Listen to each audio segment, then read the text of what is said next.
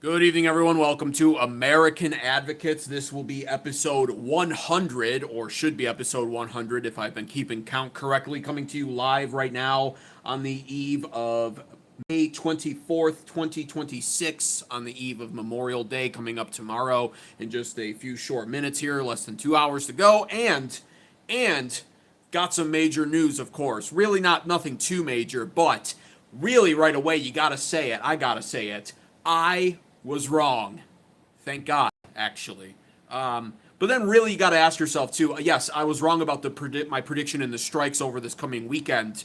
But how good of a news is that really? When we're looking at now what's transpiring and been transpiring over this past weekend when it comes to the Trump-Iran deal that was announced on Saturday. And the reason why I didn't go live yesterday, in fact, to cover the deal between Trump and Iran, because everybody was celebrating it, and I knew that I wanted to wait an additional 24 hours from the time that deal was announced before I cover it. A lot of speculation, a lot of hype, a lot of, nonsense being spoken about, and in just the short 24-hour period that I waited from yesterday to today, we have a more realistic outlook on the matter. And it seems like it's going to be deja vu, spoiler alert. But we're going to get into the details. I'm going to go over all of it, break all of it down, explain to you what's happening once again, etc., etc. Welcome, everyone. Please be sure to like the stream as you enter in, especially because I've been a little more inconsistent going live lately. So YouTube's going to punish me for not working every single day tirelessly like the goyim I'm supposed to be on here. So please give the stream a like. I appreciate it. Now, let me stop anything before we get started. Gotta like the $5 super chat tariff. We stop everything from BeckFan77 donating this before I even went live. Mentioning Rupert Lowe. Watching Rupert Lowe in UK take off is the only thing that has given me hope lately. We need to restore America next. We need to separate from our current political system and turn into the separatist restoration party, Beck fan. I completely agree. Once I hit 5,000 subscribers on this channel, I'll be creating memberships, and my membership club is going to be called the Separatist Restoration Party, because that's exactly what we need, and we need to pay attention to Rupert Lowe, for sure. I completely agree with that. There are other white pills out there in America. I believe James Fishback's one of them as well, so pay attention to his gubernatorial primary and race coming up in Florida this year in 2026. But beyond that, appreciate the $5 super chat. We're going to get into all of this now. Day 85 coming to a close in under 2 hours. Day 85 of the Iran war. No end in sight, by the way. Day 85, still stalemated. We are in the 13th week. We hit 12 weeks of the Iran war as of Friday. That's now officially double the longest projection that we were given as far as a timeline goes from President Donald Trump himself. 4 to 6 weeks was the most that they predicted that this would take, and we are now more than double that as we hit the 13th week, 12 weeks in plus. $91,283,735,000 spent on this Iran war, not slowing down anytime soon. But on the verge, I should say, not eve, but after receiving the great news on Saturday about this proposed new Trump-Iran-U.S. deal, the stock markets have been taking off, and we're seeing this right now in pre-markets. The S&P 500 up 0.6%, NASDAQ 100 up 0.7%, Dow Jones up 0.5%, and we're watching the crude oil markets drop 5% for WTI crude oil, 2% down for Brent crude. And so the markets are reacting very optimistically. This is nothing new. The markets are drunk still. They're drunk on good news and optimism over President Trump and the U.S. making a deal with Iran. That hasn't changed. The markets are going to be very volatile while all of this is finalized, if it even gets finalized. Really the news here that I'm here to give you, the analysis I'm here to give you, because I have serious doubts still. Many MAGA cheerleader channels are celebrating. Many of the TDS channels, of course, the liberal TDS channels, are also saying, whatever they've got to say about this. I'm just here, not in the middle. I'm here as a conservative, but not a MAGA cultist deranged and drunk off Trump like apparently the markets are to give you the real deal. Because the real deal, like I stated from the beginning, in my opinion, spoiler alert for the entire stream, deja vu. I mean, this is really what's being, in my mind, it's like stamped in my mind at this point. And I don't see how people don't recognize the patterns at this point and how they just take the good news in, probably understandably so, out of some form of desperation, with the understanding that, again, this war has just lingered on infinitely longer than we were told it would be, which I projected and predicted on this channel. And now we're at this point now where I think everybody wants this to be over with. So we got news of this deal. President Donald Trump tweeting on Truth Social on, I believe this was Saturday, I am in the Oval Office at the White House where we just had a very good call with President Mohammed bin Salman Al Saud of Saudi Arabia, Mohammed bin Zayed of the United Arab Emirates, Emir Tamim bin Hamad bin Khalifa Al Thani. What the fuck are these names, dude? Prime Minister Mohammed bin Abdul. I don't even know how to say these names. Holy. I'm just going to skip all that. He just keeps listening to names. Pakistan, blah, blah, blah. Shahbaz Sharif, we know that name. He just keeps going. All of these kings and prime ministers. And he goes, concerning the Islamic Republic of Iran and all things related to a memorandum of understanding pertaining to peace, in all caps, peace. An agreement has largely been negotiated, subject to finalization between the United States of America, the Islamic Republic of Iran, and the various other countries as listed. Separately, I had a call with Prime Minister Bibi Netanyahu of Israel, which likewise went very well. So this was his tweet, and where did we leave off? Well, like I said, I didn't go live yesterday because I wanted some time in between the announcement of this deal.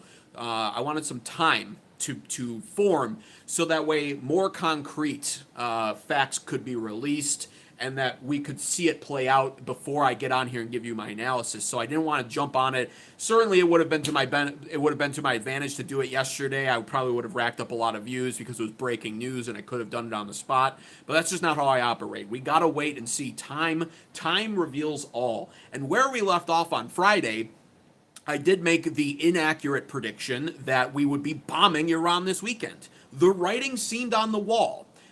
Tulsi Gabbard, of course, turned in her resignation on Friday. I don't believe that when it comes to political resignations that it's ever just as simple as their reason stated. Unless, of course, you go with Joe Kent's resignation, who was Tulsi Gabbard's deputy director of the National Intelligence Committee, at which point he was very direct about his reasons for resigning. That's something that we don't often see, and really that was an Overton window shift by Joe Kent, because he directly listed Israeli influence and cited his actual internal conflict with the Trump administration waging war with Iran for his reason leaving. But most people, most political figures do not resign like that. Tulsi Gabbard, of course, didn't, and what we saw instead was Tulsi Gabbard list out her husband's rare bone cancer diagnosis, which is, in reality, more than good enough of a reason for somebody to feel like they need to leave their job, obviously.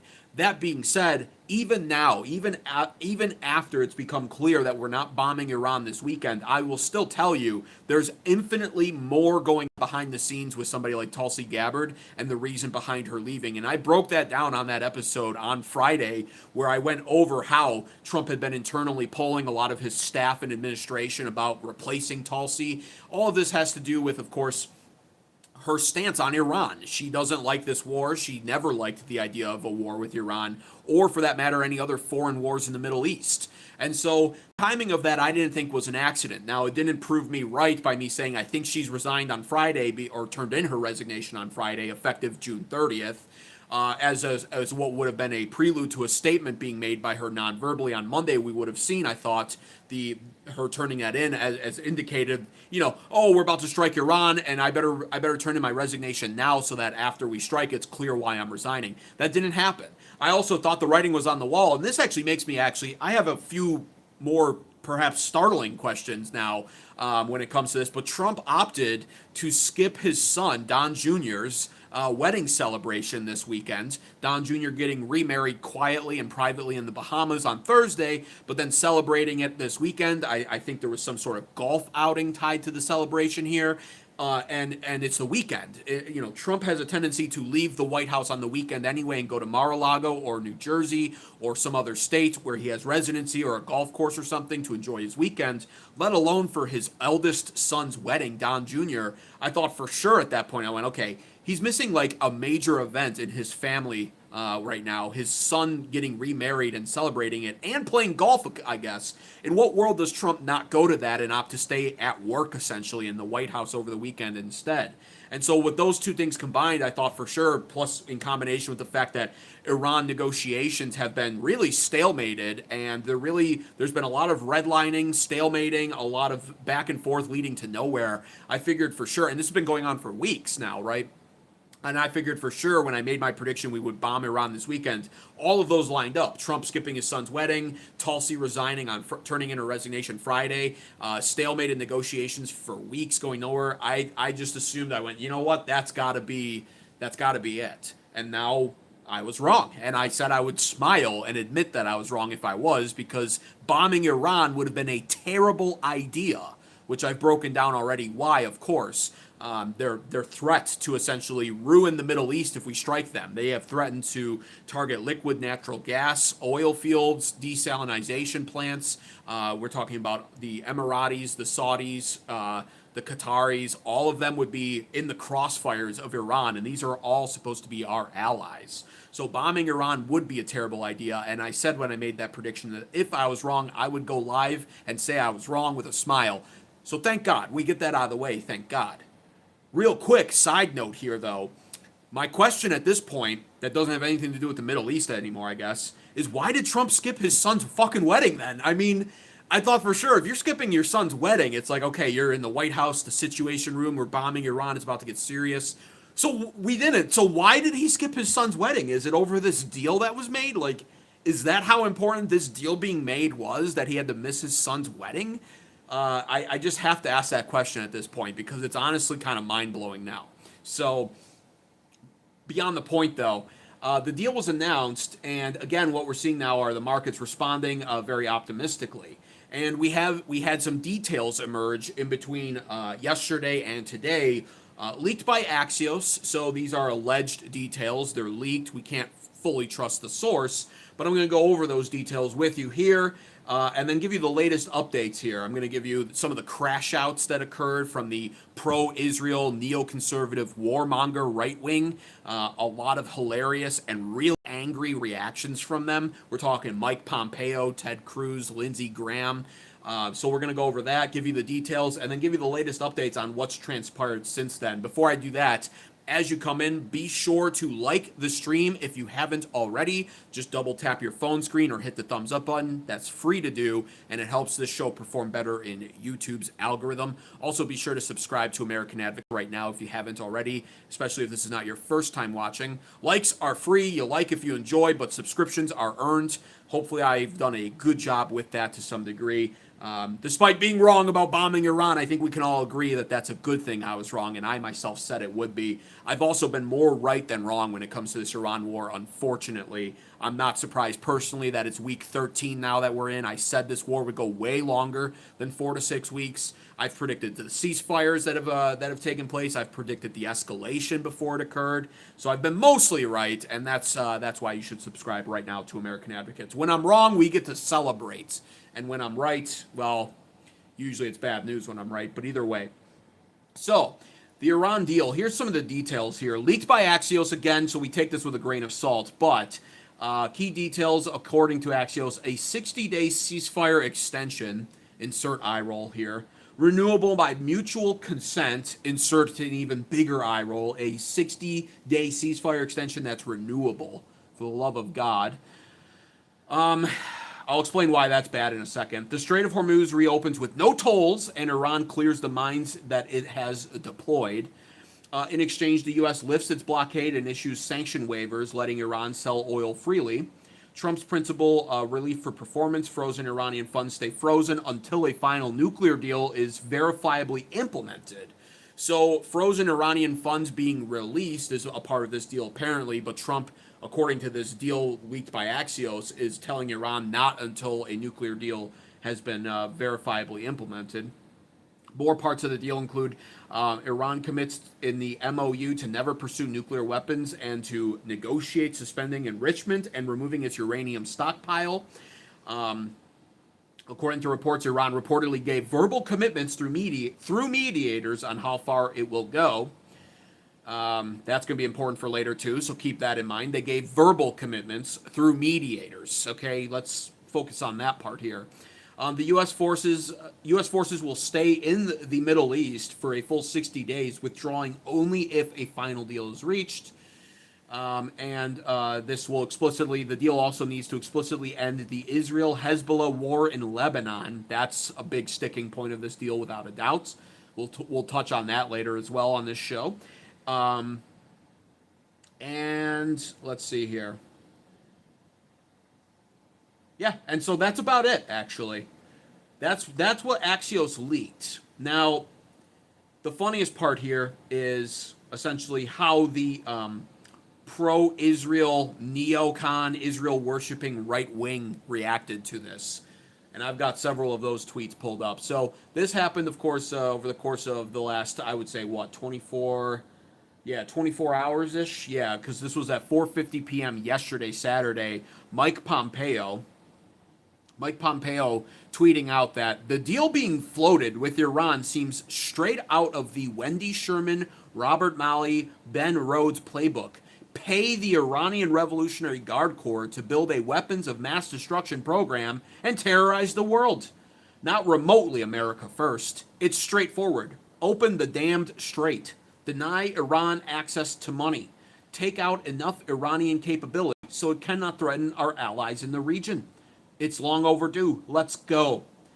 So he was clearly pissed at the announcement of this deal, a peace deal, mind you, being brokered between Trump, the U.S., and Iran. Mike Pompeo pissed, tweeting about this. The White House ultimately wound up responding to Mike Pompeo, publicly telling him, the former Secretary of State, by the way, telling him to shut his stupid mouth, in quotes.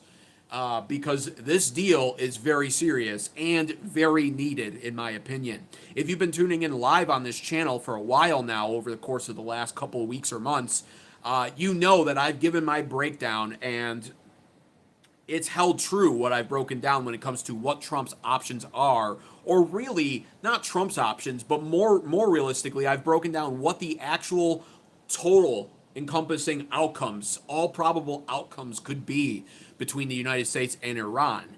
And none of them are great for Trump, by the way. Literally all of them are bad, because Trump has found himself in a position where he is truly checkmated by Iran for multiple different reasons.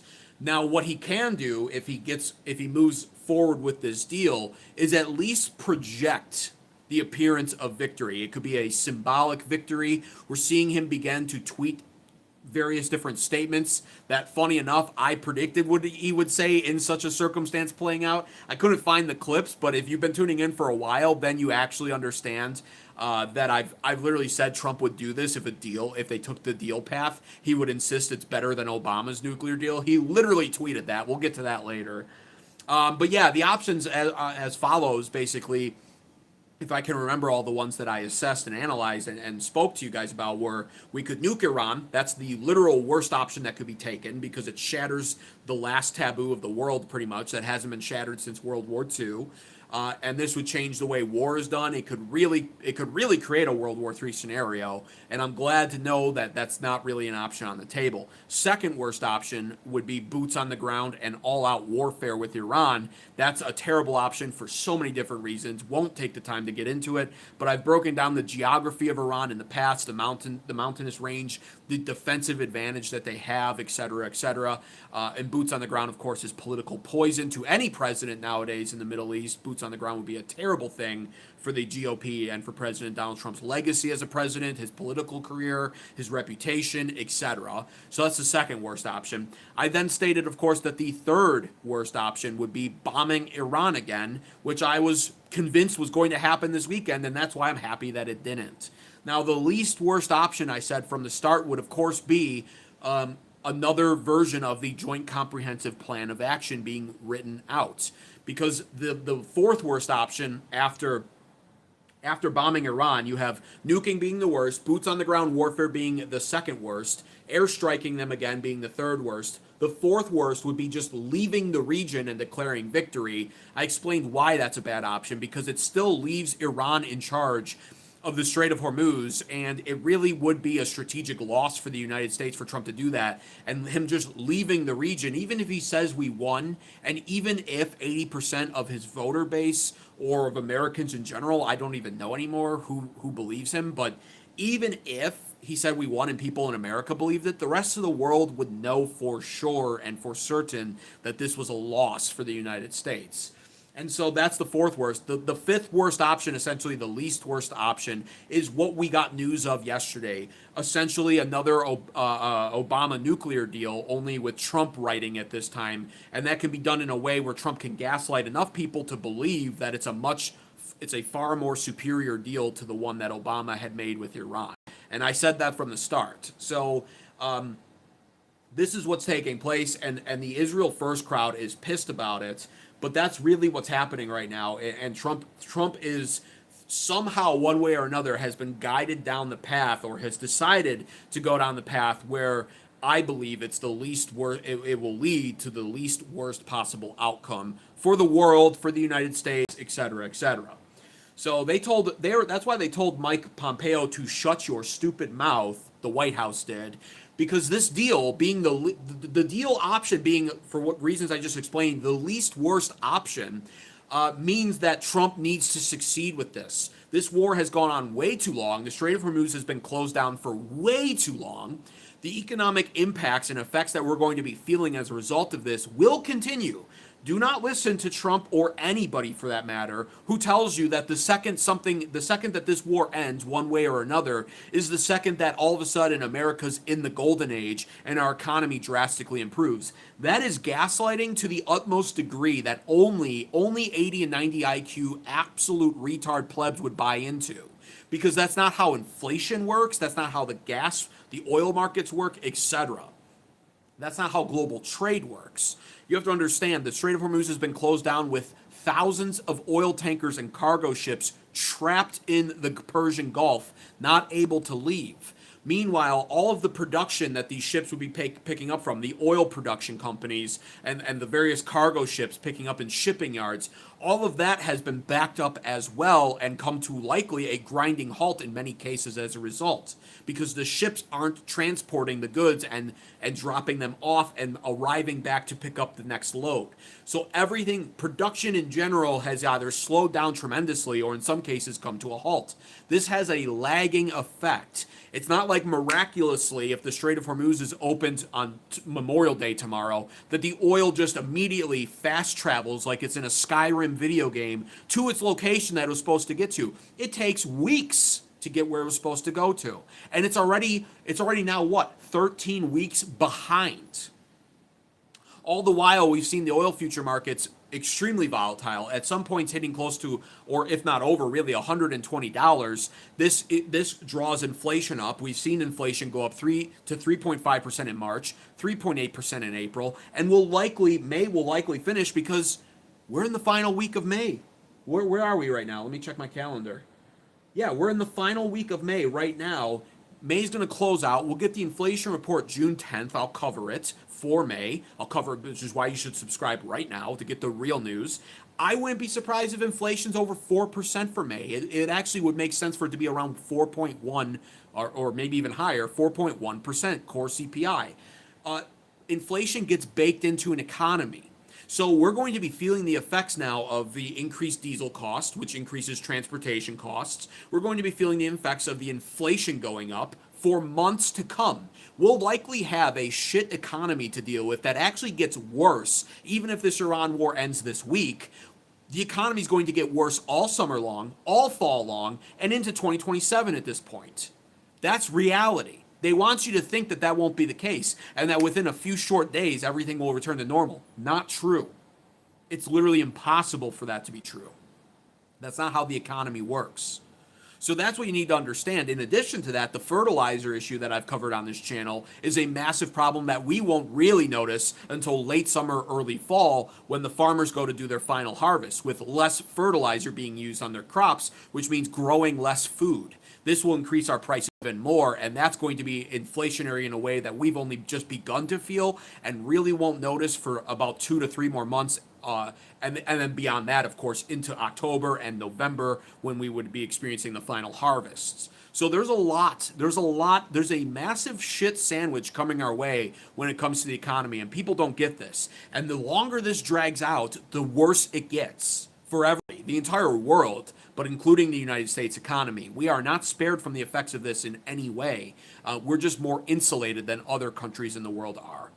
And so that's the urgency behind Trump making this deal. And that's why when Mike Pompeo, former Secretary of State, says, well, this deal just sounds stupid to me and blah, blah, blah, the White House literally publicly tells Pompeo to shut his stupid mouth. That's why that's happening. But it didn't even end with Mike Pompeo complaining about it and the White House addressing it, because we saw other Israel firsters, we saw other Israel worshipers, neoconservative, warmongering, disgusting politicians who literally, people like Ted Cruz, who literally say their main reason for becoming a U.S. senator was to deal with the problems of Israel. Fuck you, Ted.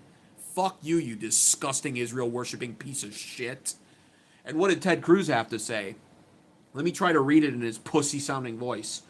I am deeply concerned about what we are hearing about an Iran deal being pushed by some voices in the administration. President Trump's decision to strike Iran was the most consequential decision of his second term. He was right to do so, and we achieved extraordinary military results, including destroying all of their missiles and drones and sinking their entire navy. Right off the bat. Can't even finish reading the tweet without literally I'm going to fact check him live, which is again why you should like the stream right now and subscribe. So he says, extraordinary military results. If you've been tuning in live here, then you know that I've already debunked these extraordinary military results. We have concrete intel reports via satellite images in most cases, speaking to the contrary. What were the intel reports indicating? Along the Strait of Hormuz, on the coast of Iran, there were 33 total missile launch sites that could be used to hit ships in the Strait of Hormuz. We struck 14,000 total military targets in Iran. Trump claimed total annihilation and complete victory in the first week of March. The intel report that was released something to the effect of 2 weeks ago now, using satellite images as their evidence and as their proof, satellite images that I've obtained, that I've ran through to make sure are not AI generated. They come back 99.5% authentic, by the way. That's about as close as you can get to confirming its authenticity as possible. These intel reports have concluded that out of those 33 missile launch sites, after all of our 14,000 military targets that we hit and boasted about with Iran, all of the airstrikes that we conducted in Iran, 30 out of 33 of them are still functional. Granted, Iran rebuilt several of them and had to repair them, but that means even those ones we only partially destroyed. 30 out of 33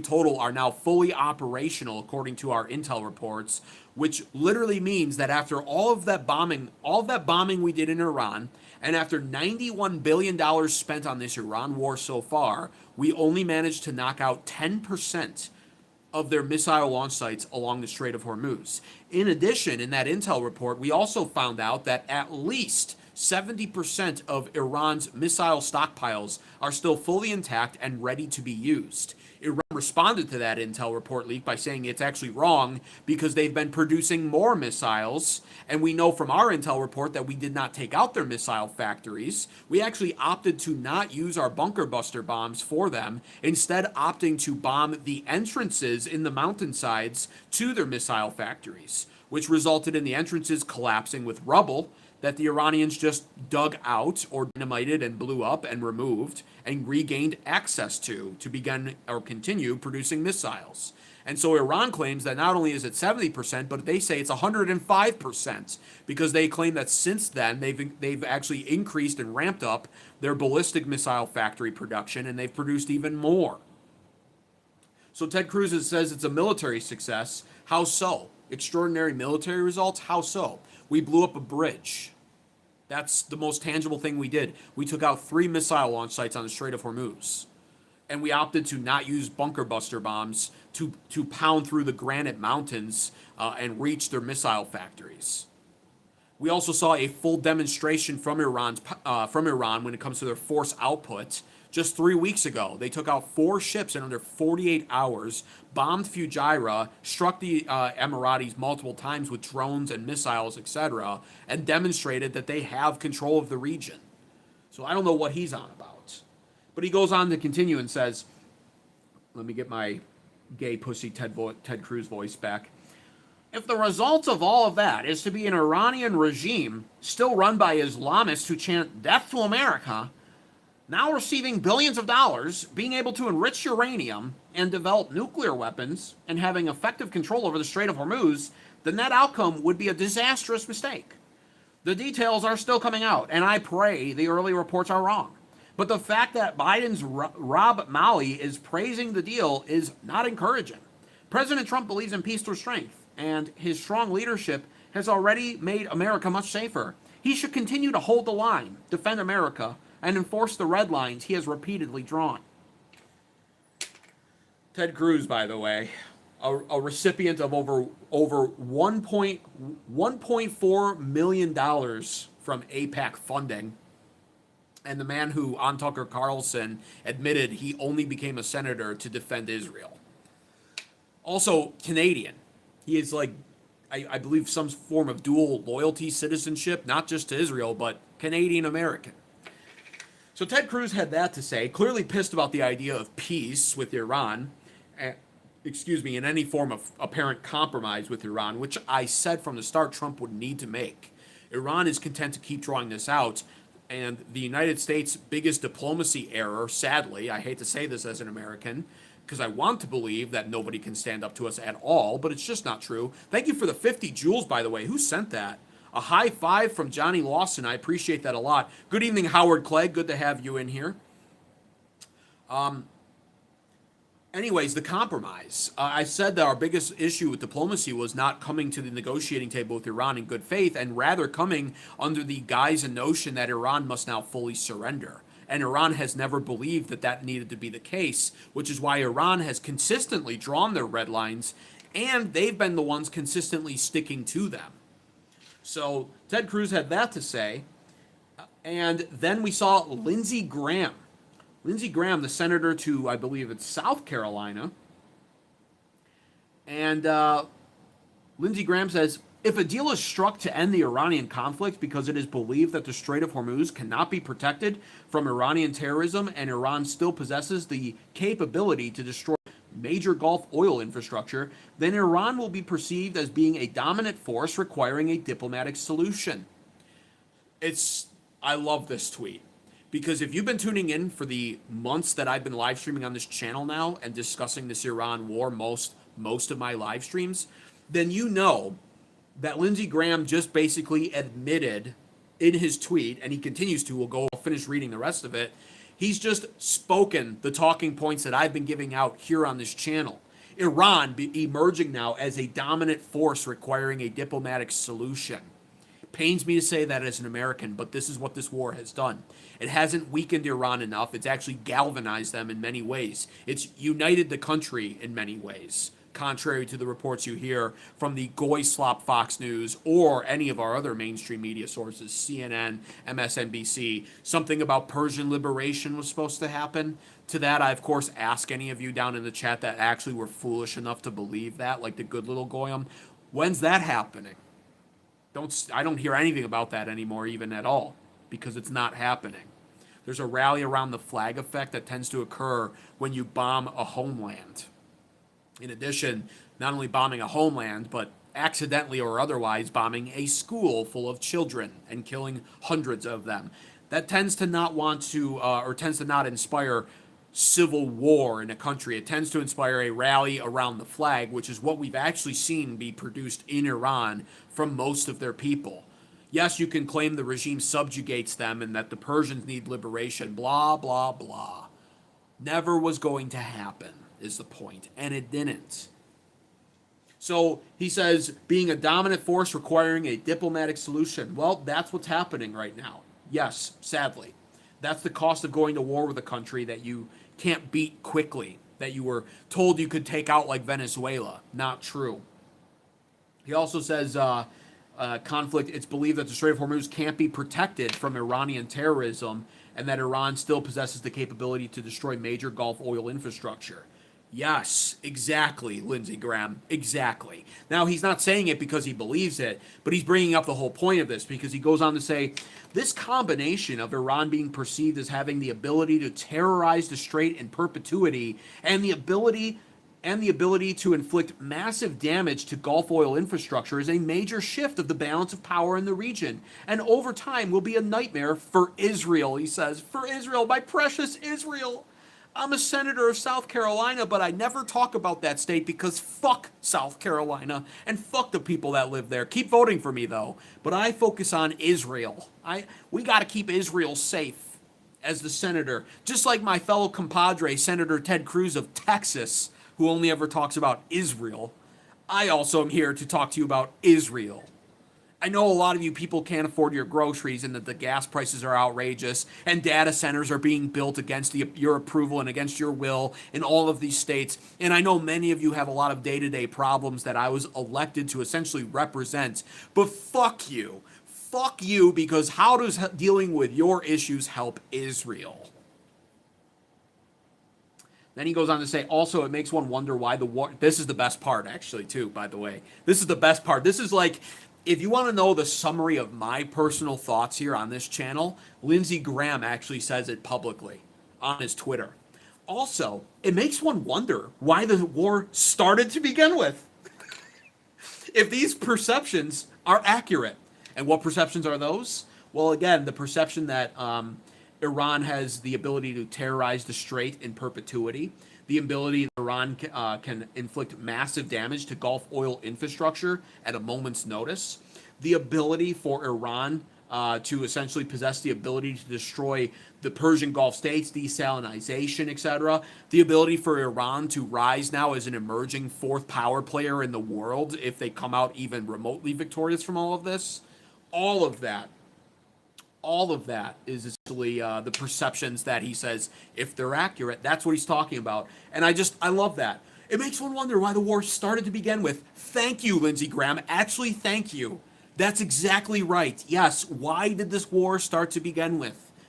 All just for what? A full circle moment to occur? Because this deal now that's being made screams Joint Comprehensive Plan of Action 2.0, screams Iran, Obama nuclear deal 2.0. Yes, why was the war started to begin with? Great question. We're all wondering that, Lindsey Graham. Thank you. He then says, I personally am a skeptic of the idea that Iran cannot be denied the ability to terrorize the Strait.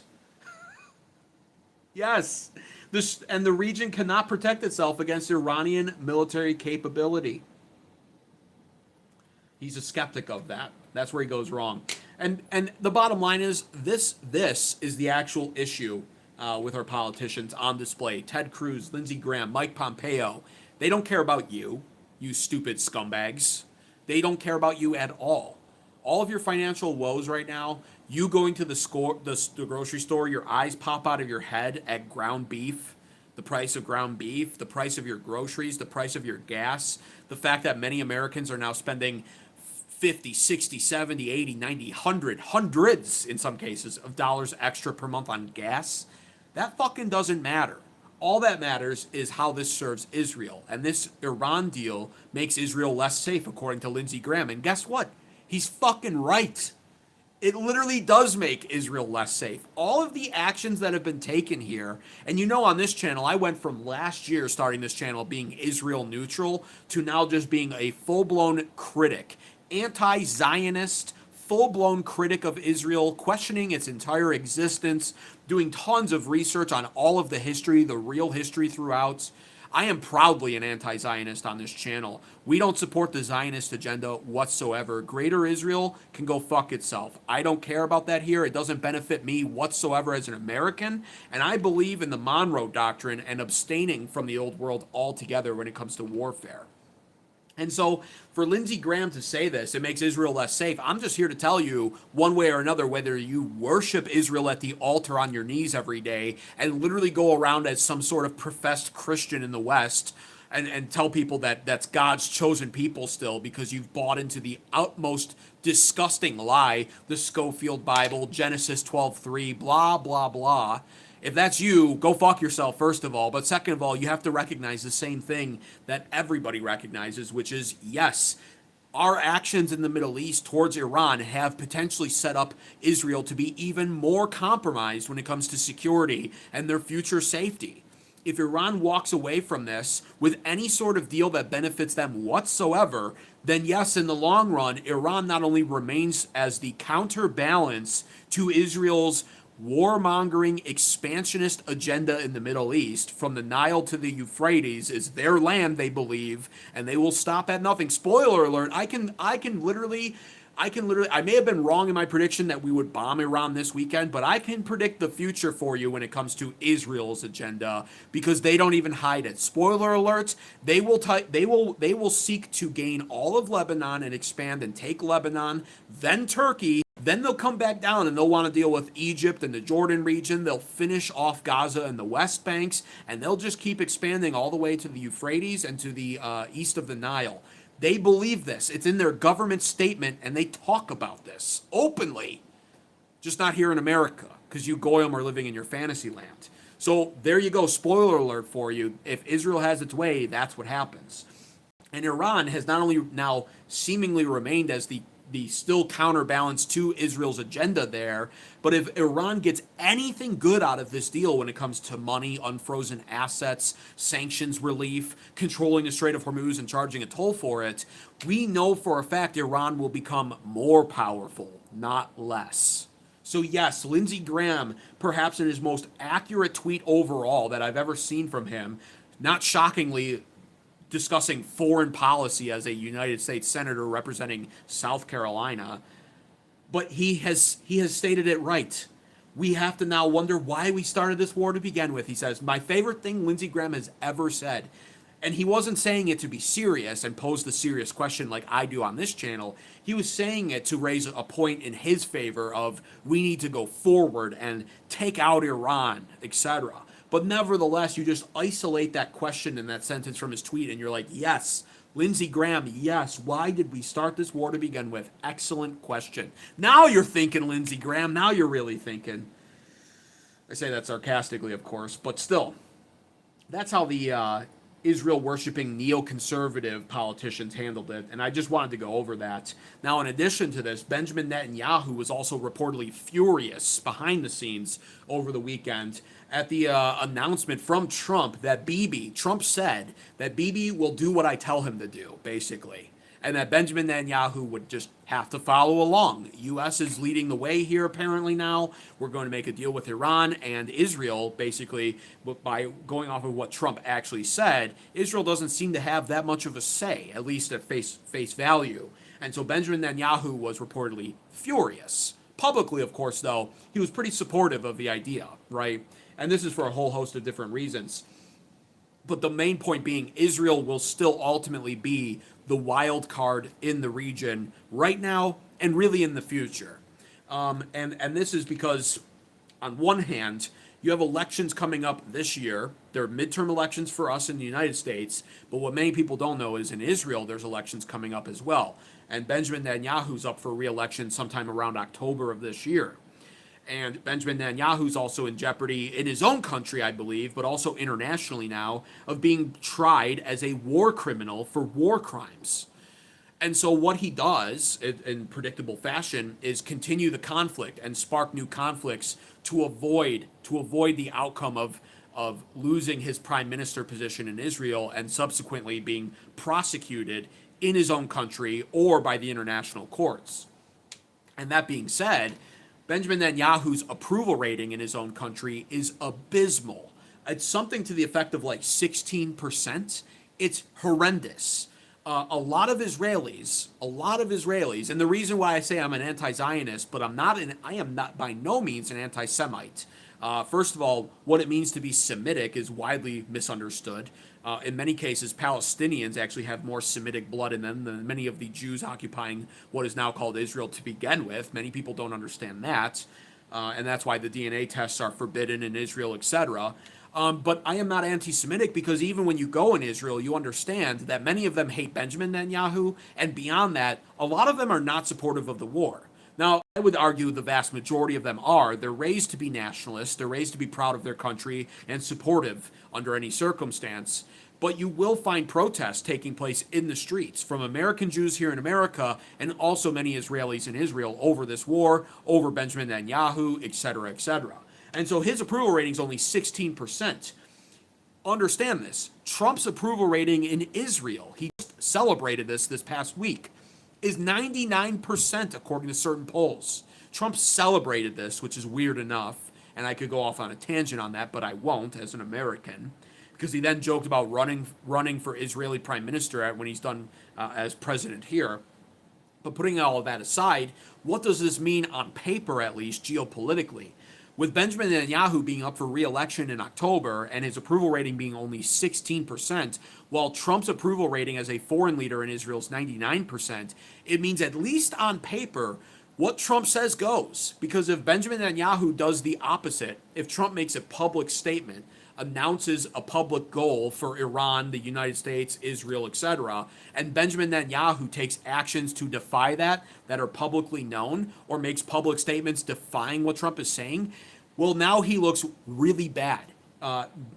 Factoring in that, again, only 16% approve of him and 99% approve of Trump. That means Trump is infinitely more liked by the Israelis than Netanyahu, which means Netanyahu, at least publicly, must continue to support Trump if he wants any chance of remaining as the prime minister of Israel after October.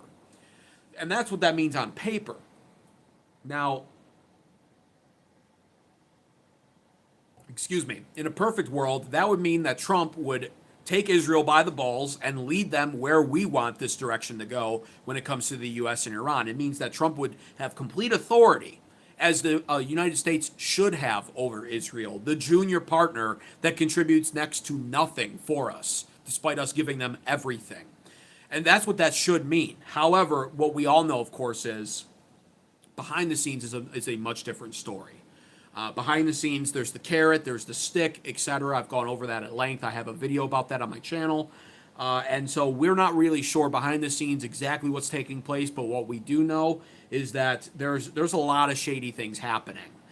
Trump's daughter there was apparently a plan to assassinate her. Of course, they're going to say it was Iranians, and we'll go with that as the official reporting for now. There was a shooting at the White House on Saturday.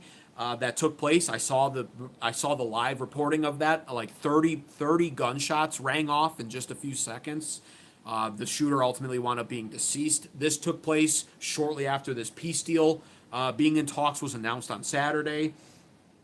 We also, I'll never forget Melania Trump coming out randomly during this war 2 months ago to talk about Epstein again, which I pointed out was very suspicious. And we know blackmail is one of the main weapons used by, I would say, Mossad or other foreign agents and foreign countries to force our politicians to bend to their will. And so there's a lot of shady stuff that's already happened. I've also raised the possibility of a false flag in the future on this channel, which wouldn't shock me and would be devastating because I think everybody would just fall for that again, sadly. American people, I think Americans in general widely would more than ever not fall for it, but all of our politicians would fall in line under the event of a false flag attack, and that could justify a full-blown war with Iran, which would serve Israel greatly, and I could easily see being the future again, by the way. So I've addressed that as well, and so for that reason, on paper, Trump has all the power because of the favorability difference. And on paper, America has all the power because of the literal financial power, military difference, etc. between Israel and the United States, population, everything. But behind the scenes is a different story. So Israel will remain the wild card no matter what Benjamin Netanyahu says behind the scenes. And this is important to understand. Now, what I will say also in addition to this is, Pompeo, Mike Pompeo, Ted Cruz, Lindsey Graham, Benjamin Netanyahu, all the Israel firsters, they're pissed about the idea of a deal here, but they might not actually have to worry after all, because I gave you the details of the deal leaked by Axios. We've just gone over everything taking place thus far. Now I'm going to update you, because it already seems like this deal, surprise, surprise, is falling apart. It very likely won't last, it seems. So I'm going to give you the latest updates here. Iran has already made several public statements about this deal. The Trump administration is now walking back some statements that they made on Saturday. It's already playing out to be an absolute disaster, so it would seem. So be sure to like the stream if you haven't already. Double tap your phone screens. We're going to get into Iran's statements here. Liking the stream is free to do for you cheap goyim scum who can't afford to hit the $sign in the bottom right corner there and pay your super chat tariffs like some of the other faithful chatters do to help balance out the chat deficit of utter stupidity going on down there that gives my moderators like Spartacus and the X Experience and Lifeguard a massive headache when you guys say stupid shit. So the least you could do is like the stream, double tap your phone screen. It's literally free to do. Also, share this channel with your even dumber friends, because many of you are really fucking stupid, which means your friends are probably even dumber than you are, believe it or not. And that's because you're the sum of the 5 people you hang around the most. So you share this with your friends, makes them smarter, and the rising tide raises all boats. I welcome the unwashed masses, even though I do not cast my pearls to swine. I welcome them. Many people need to be coming to my live streams more to get a proper analysis of what's actually happening. So that I would encourage you guys to do as well. Share this stream with your friends and subscribe to American Advocates for more content like this. We'll get on to Iran right now, but first we got to stop everything. Mike Cox, 6654. He's since changed his username, I think, or maybe he didn't, but it's Michael Cox now, 6654, with a $2 super chat tariff. I really appreciate that. Thank you so much for that $2 super chat tariff. He says nothing, just paying his dues. Really appreciate you, man. Thanks for being here as always. And Howard Clegg, our resident awesome boomer, who's a 40-year Army veteran, targeting officer, absolute G. Howard Clegg with the $5 super chat tariff. Howard, I was wrong about my prediction this weekend with us striking Iran, but I appreciate you giving me $5 anyway. And for saying that I'm super smart, even though I was wrong about my prediction this weekend. But we can all take a sigh of relief and say, thankfully I was wrong. We did not bomb Iran. Thank God. Would have been a disaster if we did. Instead, we have this deal, and now we have I'm going to call it the deja vu deal. And now we have Iran already up in arms about all of this. It's just super pissed about the statements being made here in the United States. And we're going to get into that because I'm telling you right now, this deal, it looks like it's falling apart. It looks like it's going to be deja vu. It looks like this war is just going to go on truly forever, as I put in my thumbnail for this live. So let's go over that right now. Let me clear out some of these old tabs. Stop everything again, though. Madam Reliza Dufiles with a $5 super chat tariff as well. Thank you for that. I recognize that name too, madam. You've been here more than once as well, so I appreciate you coming back as well. Seriously, thank you for the support. All right, so here's the deal. Iran now has reportedly stated that no deal has been reached, and they're drawing a hard line when it comes to the frozen assets particularly.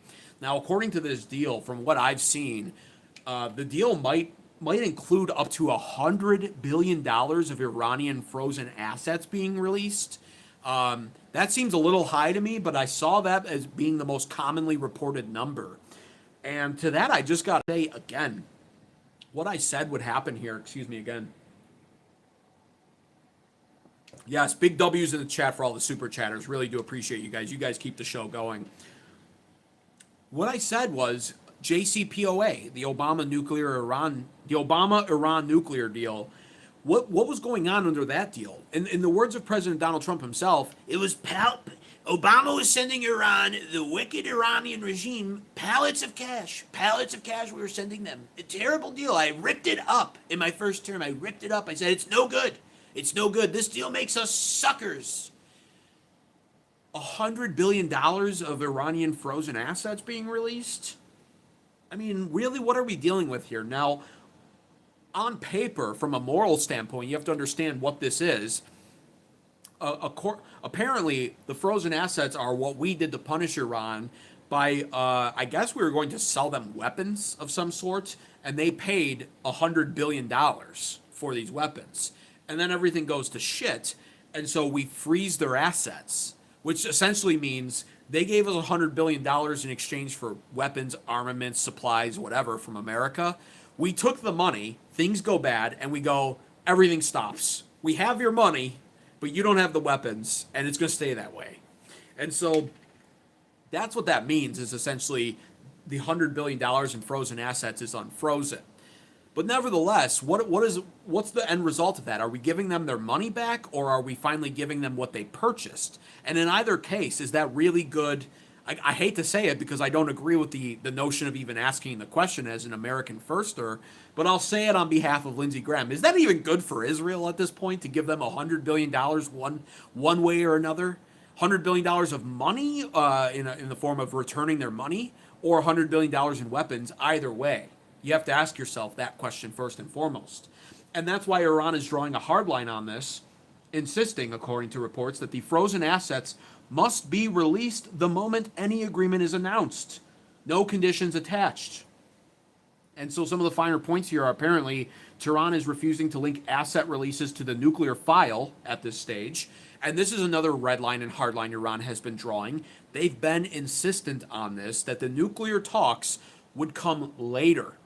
And this is Iran taking charge of the negotiating process, by the way, which is not the best look for President Donald Trump. And as a businessman who does make sometimes very good business deals in his personal life, Trump is going to be acutely aware of this fact when it comes to the power dynamics of a deal. Trump may not be a great wartime general. He may not be great at governing an entire governance body, of governing an entire nation. He may not be a great judge of character. He has a lot of shortcomings. But if there is one thing Trump's going to be aware of for sure, it's going to be power dynamics and the art of the deal. He wrote the book about it. It actually is a good book objectively. I've actually used those principles in my day-to-day life. It works. It works. No TDS here. I'm a conservative, but I'm not a MAGA cultist. I'm not here to get orange Cheeto dust on my lips from Trump, nor am I also a liberal TDSer. Trump has some strengths. He's going to be aware of the power dynamics, and the power dynamics are Iran making the demands and in the negotiating process and saying we won't even discuss the idea of halting our nuclear program or turning over enriched uranium until we deal with the Strait of Hormuz issue. And that's really been one of the major stalemate factors in this negotiating process. I've broken that down at length several times on this channel, and why everything is locked up and stalemated. It's all power. It's all about power and perception. Perception is reality in politics, and especially in geopolitics. The finer details are lost. The big picture is what remains. And the big picture is essentially, it would mean the United States capitulating to the negotiating demands of Iran, which is perceived to be the weaker nation. But that's apparently what they're still trying to do. They are still, and you give Iran credit on one thing especially, they've been hardliners on their red lines. And their red line from the start has been this. In addition to this, they've also stated that if the frozen assets are not released at a first step, Iran says it is a red line and that there would be no agreement going forward. Iran denies that the U.S. claims the sanctions relief is tied to uranium transfers. So again, they're backing up what they've been saying for weeks now. They consider the enriched uranium to be as sacred as their soil, meaning that they had no plans on really turning that over. And to get them to turn it over would take a miraculous deal to be made. And then also separating out their nuclear program. Iran goes on to say, even if a deal is reached, that they hold no optimism towards the U.S. and they'll be monitoring our actions very closely every day. All exchanges are conducted through the Pakistan, which has been serving as the mediator. And some people speculate Pakistan as a mediator. They've been getting a lot lost in translation. I don't actually believe that. I actually believe what's been happening is Iran, truthfully, from what I've observed, has been the more consistent negotiator when it comes to their red lines and what they expect and want. It's actually been Trump. It's actually been Trump who seems to be in this position where He's almost trying to like manifest stuff, which is why he has declared victory in Iran 32 times. And at which point it's like, where do we get to a point where Trump says it's been total victory? Where do we get to a point where we say, great, how about we leave the region then? If it's been total victory since the second week of March, why is this war now in its 13th week? And this is where logic is lost on what Trump says. And it's for reasons like that I say that it's actually been Trump who has been very consistently inconsistent, meaning he's been consistent in his narrative, total victory, they want a deal, etc. But what's been inconsistent has been what Iran has been saying, and more importantly than anything, with the understanding that the truth is always the first casualty of war, and it's the actions of war that reveal even greater truths down the line. We look throughout the last 12 weeks now, and we understand what Trump has been saying, he's been consistent with, but the actions of Iran have been also consistent, which defy the logic of what Trump's been saying. They want a deal. Well, where's that deal? Well, they don't want the deal on our terms, so there's been no deal. So do they want a deal? Maybe, but not the deal we're offering, so they don't want a deal. You understand?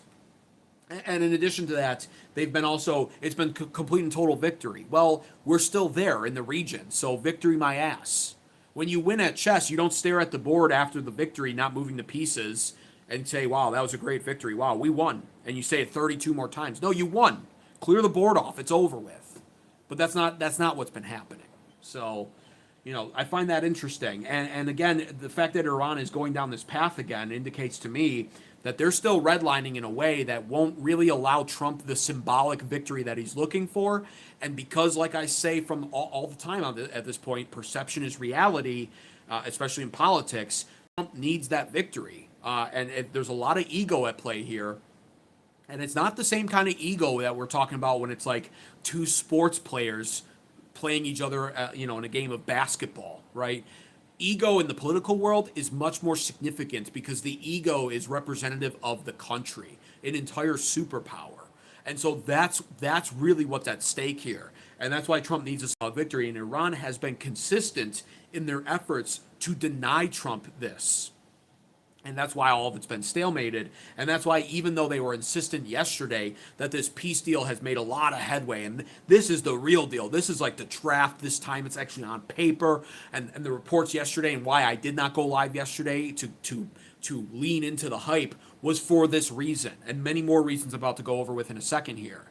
It's because all time reveals all, and now it seems like we're just coming full circle back to the deja vu cyclical pattern of overpromises and overstatements and gaslighting with no real delivery. Because Iran has continued to go on from here, and since the statement, they've recently gone on to the they've gone on to announce the possibility of the deal being canceled altogether. And I have that right here. Breaking news. This was today. This was today at 2 p.m. Iran warns that the U.S.-Iran agreement will be completely canceled due to ongoing U.S. obstruction on clauses including the release of Iran's $100 billion of frozen assets, with the U.S. now trying to link them to nuclear concessions, which Iran rejects. And they've always rejected this.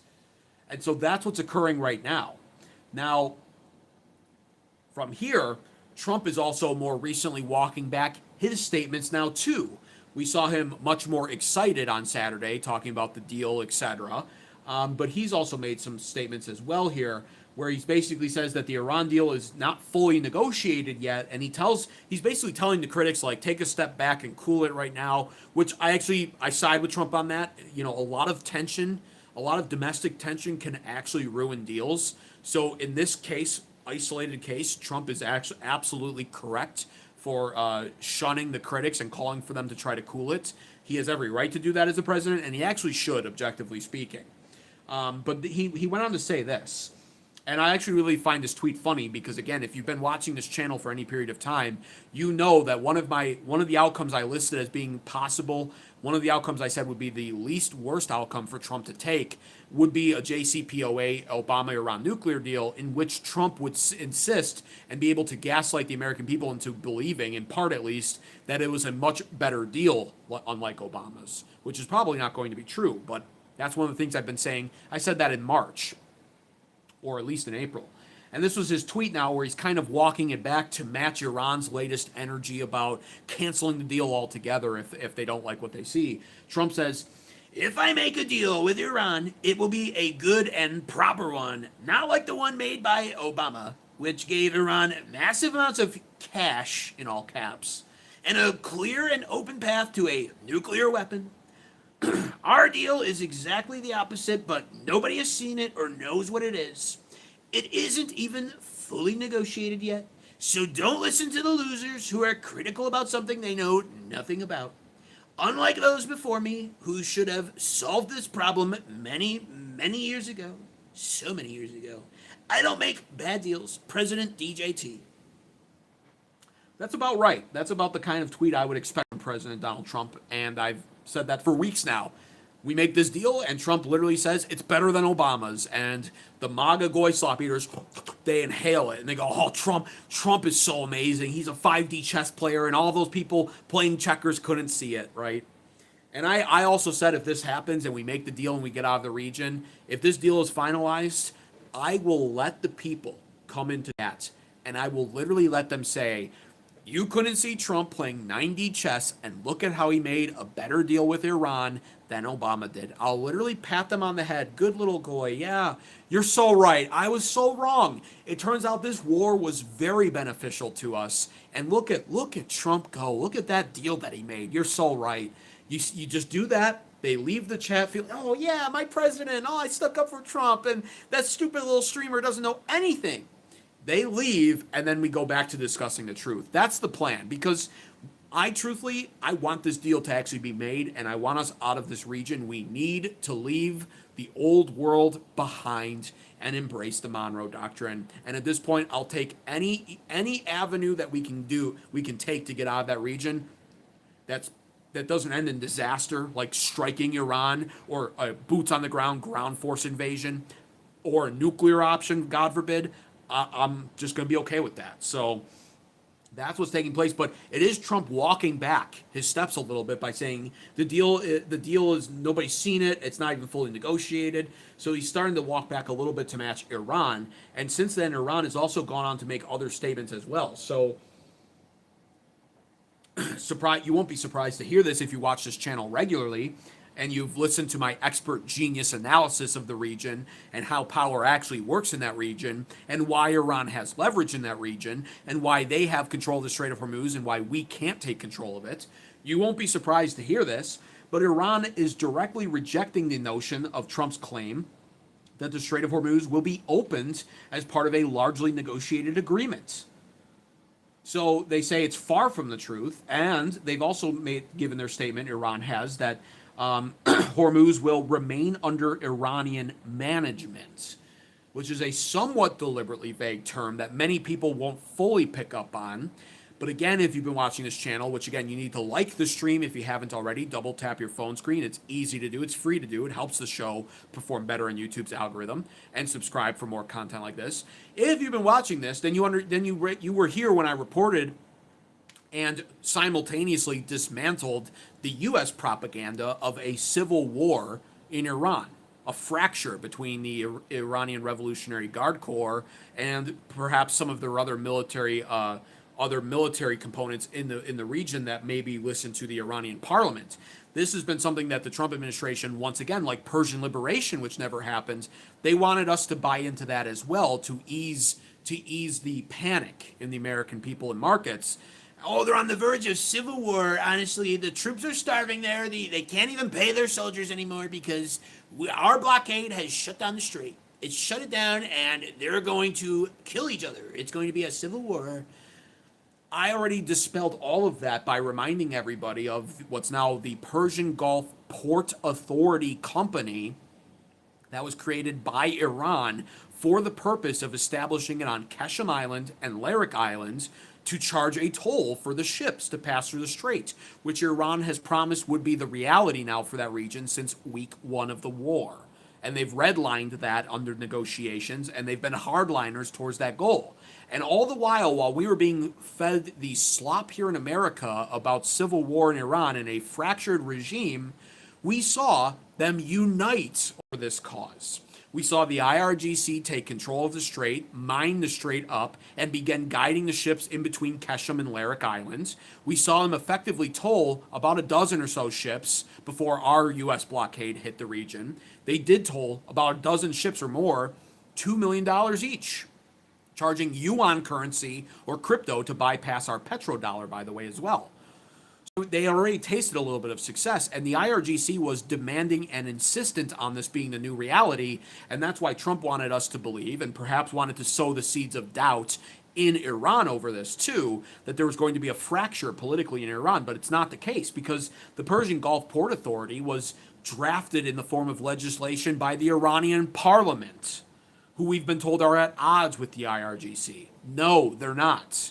The Iranian parliament drafted the legislation, and they passed it through their parliament, voting on it successfully, and it's now a reality. The Persian Gulf Strait of Hormuz Port Authority is established and ready to be set up in the strait for future Iranian management. And that's what Iranian management means. It means we're tolling the Strait of Hormuz, bitch. That's what that means. So they're insisting on that. And it also goes on to say, with Iran retaining exclusive permanent authority over the route, timing, method, and permits. Permits are going to very likely be the loophole avenue that they take when it comes to charging a toll to pass through international waters. Iran also confirms the nuclear file has not been discussed, and that American officials themselves have told Iran in multiple messages that Trump's tweets are primarily for domestic American propaganda and media consumption. Trump gaslights the markets, obviously, and this we do know. This is concrete at this point. I actually don't even blame him for doing it, but that is what he does. Iran goes on to say that any statements made by Trump on Truth Social should be disregarded.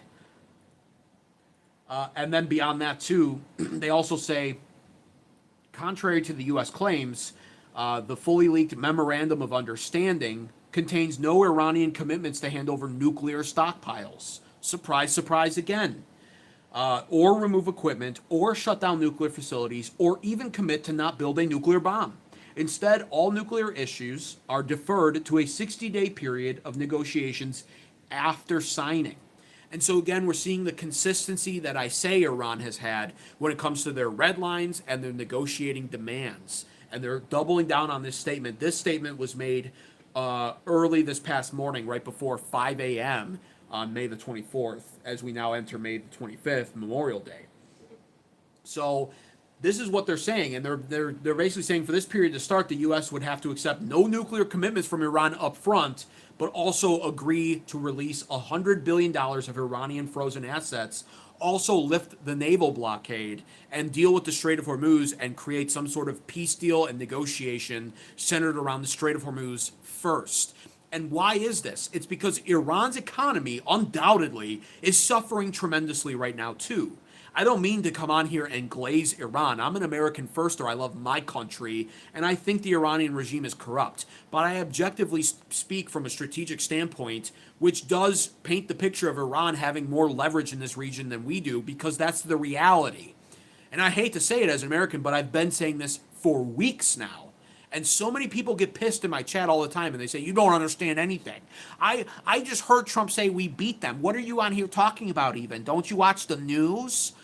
Yeah, I do. And then I think critically about things, and I look at the geographical region, and I look at the statements being made by Iranians, and I look at statements being made from other Middle East countries. And I look at real events taking place, and I analyze them, and I go, this is probably what's really happening. And this is probably what we can expect. And I'm more right than I am wrong. And so they've been hardlining all of this. And from the start, this is what they said. And so they're still sticking to that right now. Understand that. Weeks upon weeks upon weeks, as we are now in the 13th week, have gone by with not a single actual concession being agreed to. Yesterday was big news because the concessions were and compromises were now written down potentially. And that's the most that we've gotten. And it's not finalized, and there's no concrete agreement still. Still.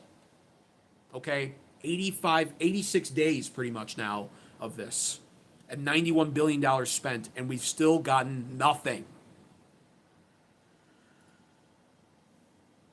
Iran went on even further to address a New York Times article and U.S. officials who were echoing the New York Times article that claimed that Iran had agreed to hand over the highly enriched uranium and suspend enrichment above 3.6% for 10 years as part of Trump's announced largely negotiated agreement. Iran called these reports completely false and confirmed talks are focused only on ending the war, with no nuclear details being discussed, per an Iranian informant.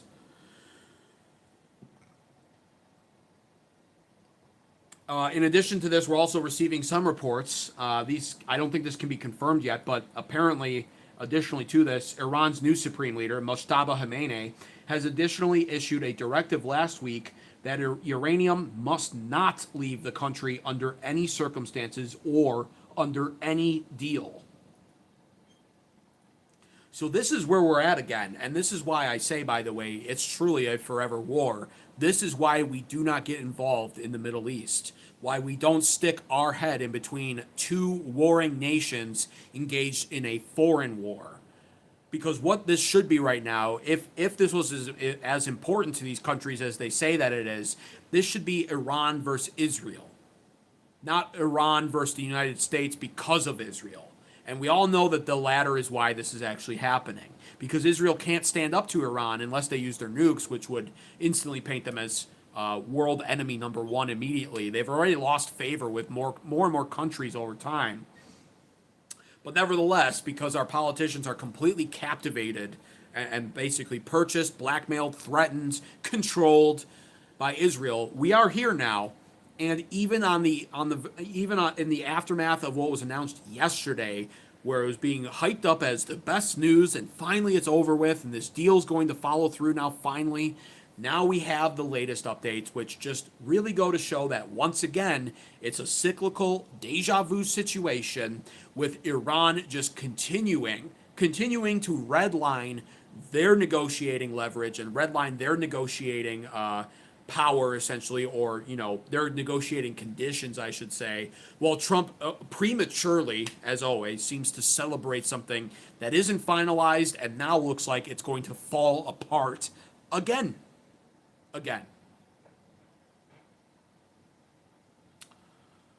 R3 Leg Dog says, broadcaster, you are wise and glad you understand what's really going on about oil situations. Thank you, I appreciate that, and it is true.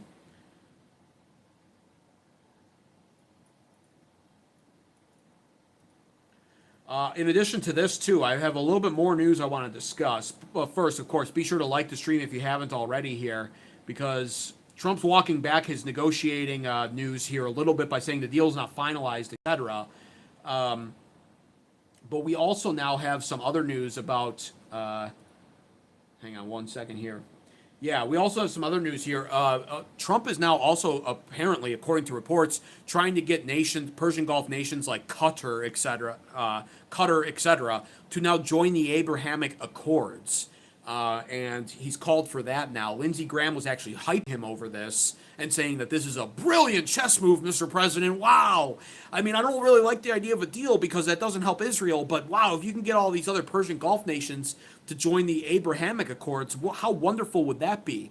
Completely delusional. And I'm not gonna break that down too much, but I'm just gonna present this to you and very plain as they say it, completely delusional for a whole host of different reasons. Perhaps the biggest one is truthfully the reason of how this has all played out thus far, and something that I warned about in the early weeks of March when it came to this war, and how our credibility was being damaged as a superpower, how our military credibility was being damaged most importantly, and how truthfully we've now more than anything demonstrated that we've actually kind of proven the old saying, being against America is a disastrous thing. But perhaps being allied with America is even more disastrous. And I hate to say this as an American because being allied with us should be nothing but beneficial to other countries. But what we saw yet last year was Trump take his Middle East tour across all of these nations and take trillions of dollars from them.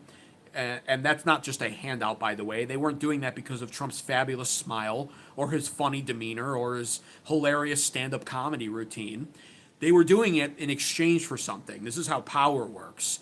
And they were giving Trump trillions of dollars towards our U.S. economy and pledged investments based off of the notion that America could solve the Emiratis' problems. Any problems that arise, America could solve. The Saudis, the same thing. Trump was welcomed with parades of camels and swordsmen and all these ancient warriors that were lined up in parade-like fashion for him. Carpets were rolled out, jets were gifted, money was given, pledged to our economy in the U.S., etc. This is in exchange for peace and protection. Peace and protection. And what has transpired over the last 12 weeks now as we enter the 13th week? Anything but that. And not just on the peace end, obviously, which we can all admit, no matter how much of a MAGA cultist you want to be, but we can also admit that the protection, we've fallen completely short on that as well. What's transpired over this war? Again, oil tankers and cargo ships struck by Iran from varying different countries, including the Emiratis. Also, Fujairah was struck by drones from the Iranian regime just a few weeks ago, one of their major oil industry locations in their inlands. The Emiratis have been bombarded reportedly by Iran since the start of this war. We have our Patriot interceptor missiles, but we don't have a great anti-drone defense system set up yet. We're lagging behind on that. No doubt making strides in improving that, but we're lagging behind on that as opposed to countries like Russia and Ukraine, who have actually been paving the way, in my opinion, from what I've been reading, on drone warfare.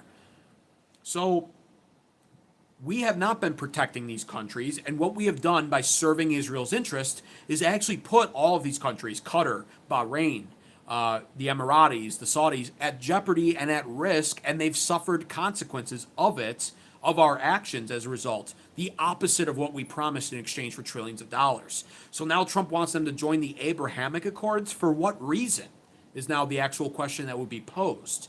And if anything, you have to look at what's transpired now over the past 12 weeks and ask yourself, are they incentivized to develop a closer relationship with the United States, or are they more incentivized to keep us at arm's length? And this is how geopolitics works, and this is the kind of understanding that goes over most people's heads. But not mine, because I have superior intellect and I'm far smarter than most of you in chat, which is why you should like the stream right now and subscribe to American Advocates for more content like this. You won't hear this be talked about on the MAGA cheerleader channels, and even the liberal delusional TDS channels that hate Trump, they can't fathom this either. You have to find yourself on channels like this if you actually want to be smarter.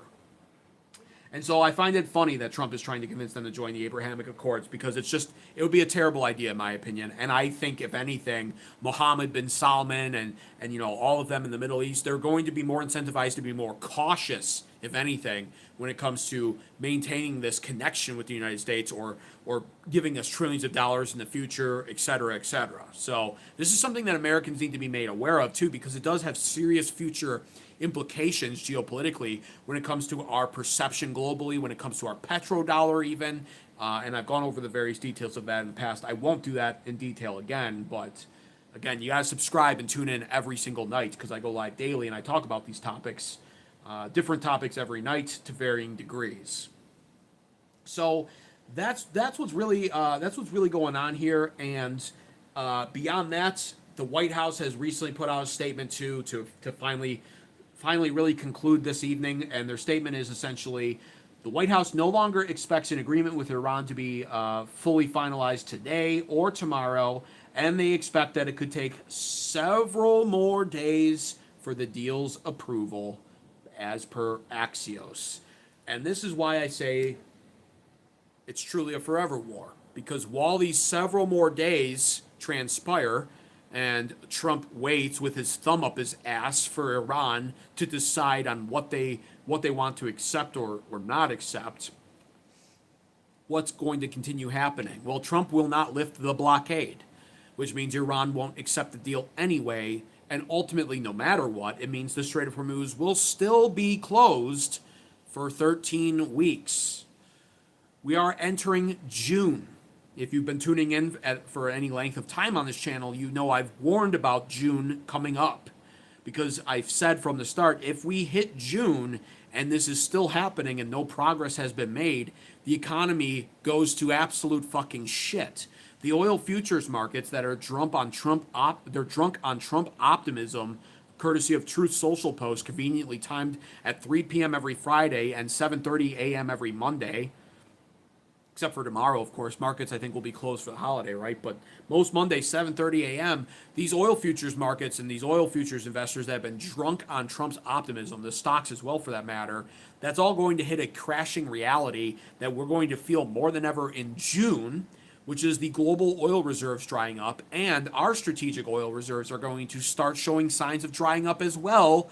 Conveniently and ironically, actually, it's been projected that our strategic oil reserves here in America will be dried up on July 4th, our 250th birthday.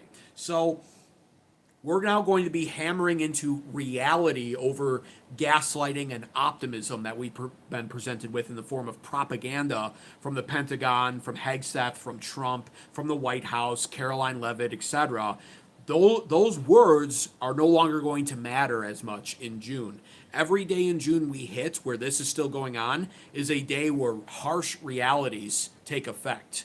And that's when really Americans are going to feel the pain. Because in my opinion, $5 per gallon national average gasoline is imminent. And then the MAGA cultists will be out of the whole obfuscating, they'll be out of the whole deflection of, well, still not as bad as Biden. I know it's $4.55 a gallon, but under Biden, it was $5.01 a gallon. Thank you. Yes, Biden was a shit-ass fucking president. Yeah, we understand that, actually. Yeah, we lived through that. Yeah, I remember the shrinkflation and the inflation, and I remember the gas prices. Yeah, thank you. We remember that. That's why Trump is in office, because everybody fucking hated that. Do you understand how stupid it is to bring up Biden? Well, at least it's not as bad. And really, as a cucked conservative boomer voter, I don't vote for Republicans to actually fix the country. I'm going to die in 20 years. I just vote for them to not be as bad. That's what it means to be a conservative. Don't you understand? I do. And go fuck yourself as a millennial, a young millennial who has 50 years left on this planet at least. Go fuck yourself. Because I actually vote conservative for them to make the improvements that I want in this country. And when I sense that it's not happening, I'm not going to be a deranged MAGA cultist, and I'm going to criticize your Lord and Savior Donald Trump, and I'm going to tell you how much of an ass fucking president he is, and then you're going to get pissed about it. So fuck you. And that's all this is to say. There's $5 per gallon gasoline. The longer this goes on, the worse it all gets, and the MAGA cultists will run out of the deflecting. At least it wasn't Biden. It was worse under Biden. Inflation will be over 4%. We're already almost halfway there to where it was under Biden. I'm already seeing the shrinkflation take place in the grocery stores. I've noticed the packaging getting smaller again and somehow staying the same price. We saw that under Biden. Gas prices will hit what they were under Biden, and they might go higher if we hit July especially. If we hit July, and this is still happening, $6.50 a gallon national average, at least. And that'll be a record. That'll be higher than it was under Biden. So don't even start. And that's what's happening right now. And that's why I've said from the start as well, the standard, I said this day 2 or day 3 of this war back in March, the standard for victory for Iran is just so much lower than the standard of victory for the United States. And that's really come back to bite Trump and the United States on the ass. Because all Iran needs to do really is survive. It's their country, it's their home field defensive advantage, and their barrier of victory, or their standard of victory, is just survive. And now they've transformed it into take control of the Strait of Hormuz, charge a toll, up our GDP yearly as a result, don't make any concessions with the United States, embarrass them, ruin their military credibility, destroy Trump's legacy, harm the reputation of America, change geopolitics forever, emerge as a fourth global power, etc., etc., etc. All of these now get added onto our list for what we now must undo to achieve a victory in Iran, and it's impossible. And that's why the longer this goes on, the more it benefits Iran. Yes, their economy is crumbling, and yes, there's a time limit on this for Iran as well. But I have long stated on this channel, and more vindicated than ever in saying it, that Iran's time limit is longer than ours for so many different reasons. And now we're about to see this, because what do we do? And this is why I said from the start, yes, at the start of this episode, yes, as I said I would, I admit with a smile on my face that I was wrong about bombing Iran this weekend. The smile on my face, because it would have been terrible for us to make that choice and follow through on it. So thank God. But now you have to ask yourself, really, the alternative is fucking shit. It's deja vu. It's the same cycle being repeated. It's Iran just playing games with no deal being met, and they're playing games because Trump and the United States won't approach the negotiating table in good faith and recognize the leverage Iran has and expects a complete and unconditional surrender, which Iran will never do. And so Iran plays games. We won't approach the negotiating table in good faith, and it's the same tired stalemate in the region now, as the White House says, well, several more days for the deal to be finalized. What does that mean? Trump says today it's 95% complete. We were told that weeks ago, 95% complete. So weeks from now, it's going to be, well, the remainder 5% is 95% complete as well. Do you see the pattern here? It has to end one way or another is the thing. And if Iran can outlast us economically on this, then it's going to get to a point where Trump, despite him saying time is on our side, he said that today, part of his walk back, by the way, well, they're not complete. Nobody knows what the negotiations are, so cool it. And also time is on our side. No, it's not. And the longer this goes on, the worse of a position Trump finds himself in. Militarily, he's already been checkmated by Iran, and now in negotiations, he's being met with hard lines and red lines that Iran won't give in on. And the longer this goes on, the more desperate Trump is going to have to become to get some sort of a deal, because we can't hold out as long as Iran can. That's the bottom line. And that's what I've got to say about that. Why I was against this war from the start. 13th week, 12 weeks in, 13th week right now. 85 days, 91 billion spent. The long-term projected costs over $1 trillion when you add up all of the extra costs that will be factored into this. And we've got no concessions. We've made no progress. Iran might be better off, and it's a forever war. And this is what goes into making a forever war. It's the Middle East. And now maybe people understand. But anyway, either way, please be sure to like the stream if you enjoyed this broadcast tonight, especially if you enjoyed my analysis of all of this. Also, subscribe to American Advocates for more content like this. I go live every single night. We'll say Sunday through Friday. I might start taking Saturdays off even, but subscribe. Make sure post notifications are turned on so you're notified when I go live. I'll take a look at some of the chats, by the way, too. Thank you again to all the super chatters thus far. I do appreciate those. You guys paying your tariffs to balance out the chat deficit. But let's see here. Shades298 says, Iran doesn't have any leverage, and their neighbors, Saudi Arabia, Qatar, Syria, Jordan, are all signing the Abraham Accord agreements with Israel. That's a fact. This is a last gallows walk for Iran. None of what you said is a fact. And I just spent an hour and 30 minutes explaining why, actually.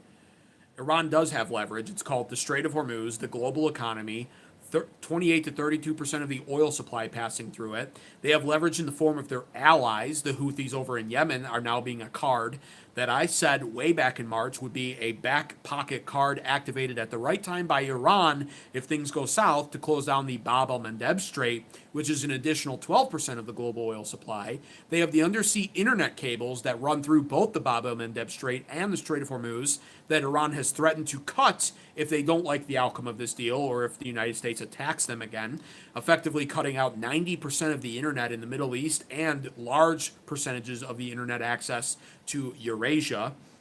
They also, of course, control a lot of the world's oil. They also can go scorched earth and target desalinization plants in the Middle East, oil reserves, liquid natural gas fields, etc. And they've mined the Strait of Hormuz 3 times over again and proven to the world 3 weeks ago that they can generate enough force output to be considered enough of a threat to shut down the Strait of Hormuz on command when they say it. So yes, they have leverage. And you're welcome for being able to summarize that in literally a minute. Like, that's just how talented I am. Also, did I see another? Hang on a second here. I thought I saw another super chat come in. Yes, I did. $2 super chat tariff. Thank you again, Beck fan. That's your second super chat in the evening. I really appreciate that, man.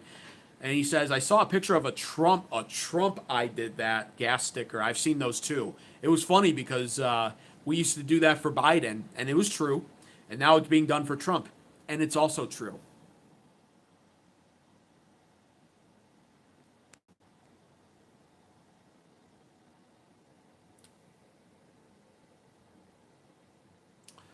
Anti-American because we don't want Israel titty sucking America dry. Yeah, that doesn't make you anti-American, ROC James, either. That makes us literally America first. That's what that's actually called. It's America first. Yeah, we don't like foreign influence in our politics. Wow, Shah, hold my bleeding heart and clutch my pearls. I can't believe you would say that about Israel. Yeah, fuck them. They don't belong in our politics. Am I an independent, Blood Rain? At this point, I would consider myself an actual separatist, but I am socially and fiscally conservative. It's just the obvious neoconservative party doesn't represent me whatsoever, so I just say fuck them, and I criticize them now, and I advocate for people to not support the party anymore, because why would you? If supporting the party and supporting what was supposed to be the anti-establishment candidate Trump, who was infinitely more anti-establishment in his first term than he has been this term for very obvious reasons. If this is what it gets you, higher gas prices that are as close to Biden's gas prices as possible, shrinkflation occurring again that we saw under Biden, and also inflation, higher cost of living, housing market crisis not being dealt with, data centers being built nationwide, electricity costs going through the roof, Gen Z and millennials can't buy homes, they're being replaced in their own country. Sure, the southern border's closed, but immigration, they're making all kinds of compromises on that. They have no intentions on mass deportations. We're all being replaced in our own country, and meanwhile, we're doing a foreign war again for Israel. If that's what voting conservative gets you, then fuck them. I'm a separatist. So that's what I would actually identify myself as. Beckfan says 2016 Trump would rail against 2026 Trump. Yes, he would. Trump and his people had promised to do all of it in 2024. They really did. And the justification behind him, by the way, I did not vote for Trump in his first or second term, first or second time running. But I voted for him this time because I logically looked at it and I said, okay, I know he made some mistakes in his first term, but life was better then than it was under Biden. He obviously didn't win in 2020, which means he's had a lot of time to refine his political strategy. That was my thought process. And I watched the videos. The strategy that he laid out to me as a conservative sounded sound. It seemed like he had a legit plan in place. What he was talking about, I agreed with. So I said, okay, I'm actually going to vote for him this time. And what happened? Well, look at this fucking shit. You know what? This is what we get? So, that's what's crazy. And yeah, the Trump of 2015 on the campaign trail for his first term would have annihilated this Trump. Everything Trump has done has been essentially what he campaigned against in 2015. Standing in front of the Jewish lobby saying the reason why he's getting booed is because he won't take their money, you know? What did we see play out with Thomas Massie on Tuesday, with Trump supporting it? We saw massive amounts of Jewish donor money come in and influence an entire state congressional district to replace one of the last guys out there that would have been against this Iran war, wanted the Epstein files released in totality, was speaking out against AIPAC and insisting they register as a foreign agent, etc., etc., etc. And Trump supported that. So he's taken Miriam Adelson's money. Trump has $200 million plus. Like, it just keeps getting worse with Trump, not better. So that's why I'm a separatist now. I am a separatist. Your oldest video is how Trump's tariffs will cause America's golden age. Tariffs would usher in the golden age if they were being implemented correctly. Tariffs are probably one of the best things. I voted for Trump because of tariffs, because of mass deportations, and no new foreign wars. Those were the three reasons I actually voted for Trump for. Better economy, tariffs will usher that in. And there's absolutely no way to argue against that, by the way. The tariffs are actually proven if you actually understand your history correctly. And one of the ways I can tell people don't is when they say, well, Smoot-Hawley, I actually debunk that in several videos on this channel and why the Smoot-Hawley tariffs were such a disaster, because they were implemented after the Depression began and only served to isolate us from the other countries who were going through similar economic crises. And when we said, hey, it's going to cost more money now to import your goods here, they had more of a reason then to say, well, fuck you. Our economy sucks too. We're not paying more. The tariffs of the 1800s were brilliant. Believe it or not, our founding fathers, they revolted and started wars over a 1% and 3% tax. Americans were not meant to be taxed. Tariffs can replace taxes under the correct implementation when we have the right infrastructure and supply chain and manufacturing systems set up for that.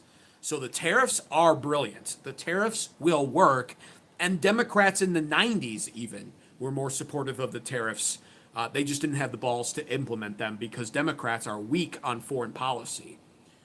They talk a tough game, but they're very spineless and weak on foreign policy. So how's that working out for us? Well, unfortunately not good. We're in a foreign war right now, and Trump has ditched the idea of focusing on anything domestic because Miriam Adelson with $240 million has purchased all of this.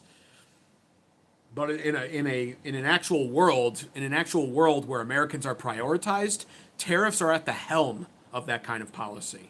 American first policy is mass deportations, closed down border, stop the brownification of America, prioritize American citizens living here with jobs, end the H-1B visa program, destroy it, destroy this idea of data centers being built, of AI replacing jobs, regulate AI heavily, and implement tariffs while reducing, shrinking down, and eventually, ideally, eliminating the IRS. Rebuilding our supply chain and our infrastructure, forcing manufacturing back on American shores, and providing men with meaningful work that boosts their morale and restores confidence in the male demographic and of the young men specifically. That's what America First looks like. It's actually not hard.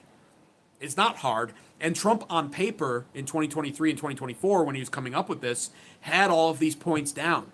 No foreign wars, etc. He's just completely abandoned it.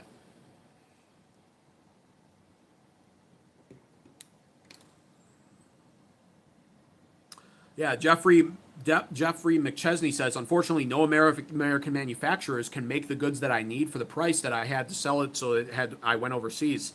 Yeah, and that shouldn't be the case as an American. You should be able to start your business or sell your goods strictly with American-made goods as an American. It's like so simple as a concept. That should be a concept that is applicable to 90% of Americans in any form of business here. But because of well, really, I mean, honestly, we look at H.W. Bush and we look at, everything that took place in the 90s and 2000s, the globalist agenda, selling our shit overseas in exchange for cheap prices, all just a cop-out and all just short-term gains for long-term pain, which they knew would affect us, millennials and Gen Z, and they did it anyway in the name of greed. It all has to be undone.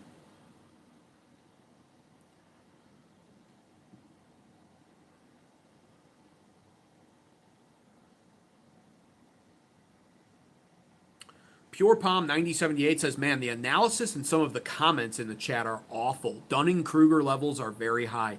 Well, this is what happens when you're a streamer, when you're a political streamer on YouTube.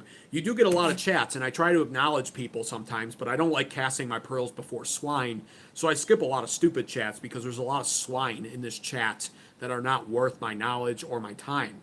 And that is true, by the way. It's the Dunning-Kruger effect, and there are a lot of people that think they know something about politics, but really all they have is a very uninformed and especially uneducated opinion. Because most people don't know history, they don't know it well enough to actually have a correct opinion. History, when it comes to politics, is fundamental, and most people have no clue whatsoever. X8280 says you can't beat slave labor prices that China offer, even if you put 1,000% tariff on their goods. That's not true, actually. In fact, I guarantee you, if you put 1,000% tariff on Chinese goods, you would instantly start beating Chinese prices. And what you would see, and what we did see actually, which I was vindicated on, you would actually see out of desperation, many of the exporters overseas picking up some of the tab and paying that up front, then you would see some of the importers conversely doing that as well, which is what I said they would do when I created that tariff video on this channel. And I was right. And how do I know I was right? Because the Supreme Court didn't strike down Trump's tariffs, but they struck down his implementation of the tariffs using the IEEPA, the International Emergency Executive Powers Act, to implement them up front. They said that was unconstitutional and that he must use the proper channels to impose his tariffs. And what we're seeing now as a result of that are sadly refunds being issued. And where are those refunds going? Importers who covered the cost of the tariffs like I said they would, and some exporters from China and Vietnam have also filed for partial refunds. It's almost as if our US marketplace, like I've been saying on this channel for over a year, is the most desirable marketplace to sell in because we're a consumer nation, especially when our economy's good. And so exporters will want to remain competitive even under tariffs. And they'll pick up part of the cost, which means we charge exporters part of the cost, which is a good thing. And then the importers pay part of the cost too. They really pay the full cost, but they absorb part of the cost so they don't have to pass on all of it to the customer, with the understanding that if their imported goods are now more expensive, other potential American-made goods, which are sadly far and few between right now, would be more competitive. This is the idea of tariffs. It's really a no-brainer, but again, people don't know what they're talking about. They're very illiterate and very fucking stupid. And if you're smart, that's why you should like the stream and subscribe right now to American Advocates for more content like this. If you're stupid, you should share this stream with your even dumber friends, because I guarantee you, some of you are so stupid, I can only imagine how fucking retarded your friends are. They need to hear this even more than you do, so you should share it with them. Pure Palm 9078 says, well said, friend. I'm enjoying being here and I appreciate your takes. Good job. Thank you. I appreciate that. Yeah. You know, it's interesting because I'm very critical of Trump. I'm not a MAGA cultist. I'm very critical of this Iran war. My analysis, I think, is as objective as I can get with it. I've been very accurate in a lot of predictions, like ceasefires and escalations, etc. My strategy has been pretty sound, I think, on all of it, as confirmed by our resident boomer, Howard Clegg, who's a 40-year Army targeting officer and strategist who told me that my strategy and my strategical analysis of the region has been good.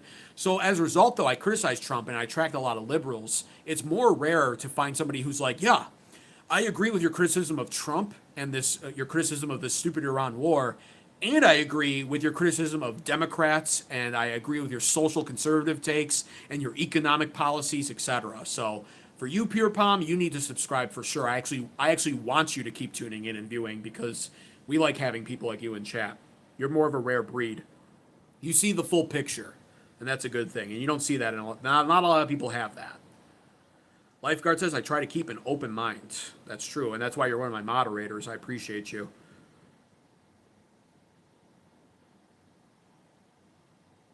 How can one have a correct opinion? The future determines whether your opinion is correct or not. That's how. Sobots.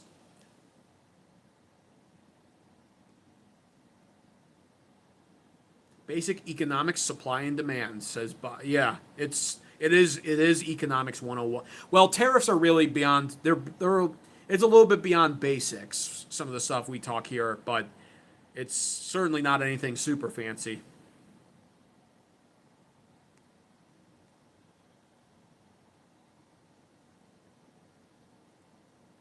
Beckfan says, I've been showing that Hannity clip where Trump defends selling our land to China. Yeah, Trump comes back from his China deal, and what the fuck is this all about? It's like it's even worse. Like you think the worst of Trump's presidency and legacy this term is going to be this Iran war, and then he goes to China and comes back, and the things he says, he outdoes himself. And yeah, so he says, I've been showing the clip of, Beckfan says, I've been showing people the clip of Trump defending selling our land to China and flooding our universities with now 500,000 Chinese students before he says that MAGA isn't conservative anyway to everyone. If you can still defend him after that, you are totally lost. This will be known as the Great Sellout. Yes. And it's very fitting for a boomer generation that coined the term greed is good and that has, The boomers are stereotyped with the greed is good generation. They're stereotyped in my mind as being complete and utter simpletons who live in a fantasy world that's not actually based in reality. They'll be stereotyped as the generation that are too simple to understand reality. They're the actual snowflakes that they projected we were growing up. They cry and whine about any form of criticism. They can't handle actual reality. They have no appetite for the truth, and they love warmongering because they bought into the Jewish psyop neoconservative movement. They bought into the feminism. They bought into feminism, sexual liberation, globalism, and we give them the grace in acknowledging that they were born after all of these things were mostly implemented, so they were raised and conditioned to believe them. But you can't even talk to them about it or wake them up. They don't want to hear it, and they get mad at you for telling them the truth. And so Trump is truly acting as the boomers' last gasp right now. Everything he does, only they support. And this is evidenced in how we see the polling reflect his popularity. When Trump first hit the scene in 2015, it was actually the over 65 crowd that despised him.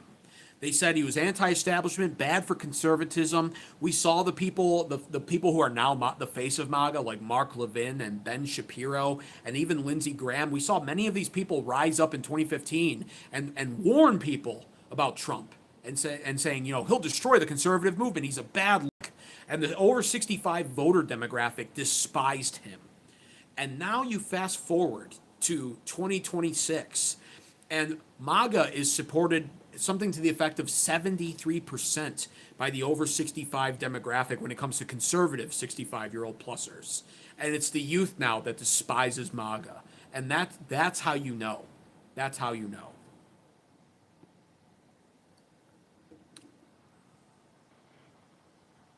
I'm at least as smart as Fredo.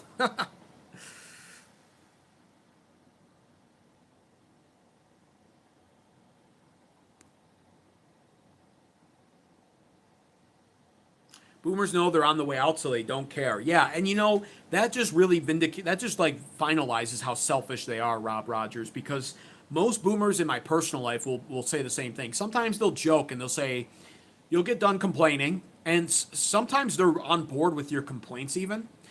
And then they'll say, well, so long as you don't touch my social security, yuck, yuck. The implication, of course, is I'm going to die in 10 to 15 years. I just want to take the money and live, and I don't care. And many of them will just up front tell you, well, that sounds like your problem to deal with, bucko. Really? You created it. The least you could do is spend the remainder of your days here on Earth working to fix it.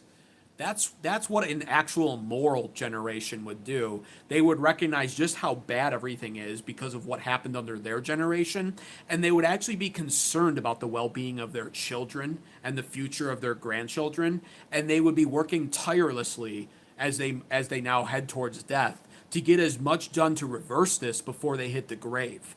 But instead, being the cowards that they are with no appetite for truth, they slink away in their reclining lazy boy chairs watching their Fox News or CNN if they're liberal. Either way, they're stupid. Goy slop news, and they literally live in a fantasy land, refusing to acknowledge the truth and then telling us it's our problem anyway.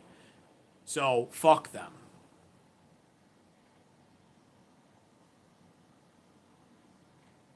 Like, if I'm an older millennial and my generation genuinely makes things worse for Gen Alpha and their children, I will not go to the grave until I have reversed things and made amends and tried to make the place better. That's what we're supposed to be doing as Americans. And so it should disturb your soul, actually, that the boomers literally will joke about it and say, well, everything went to shit. Oh, don't know how that happened, even though it literally happened while we were alive. We inherited the best economy and ruined it just in time for you. But we're going to die soon, so enjoy. And you got to fix it now. But you're still alive. But it's absolutely crazy. BCF 6470 says, sounds like somebody's regretting their vote. No, because the alternative was Kamala Harris.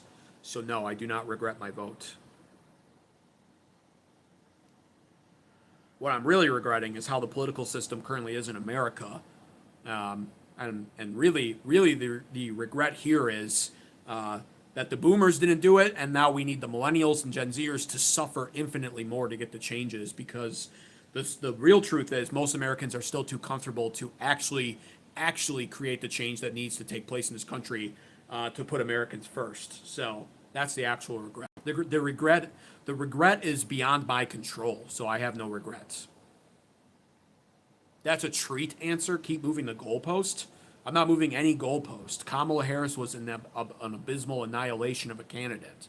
She was so fucking retarded and such a stupid bimbo that I don't know how anybody in good conscience actually voted for her. Trump actually had the right plan laid out. Kamala Harris couldn't offer us shit.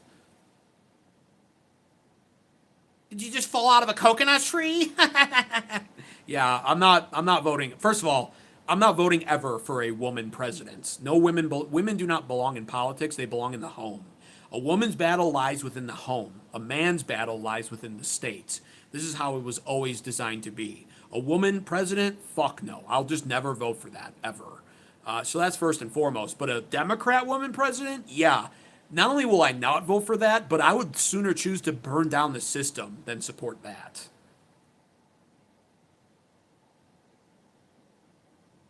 BCF 6470, Trump had no plan. He had a great plan.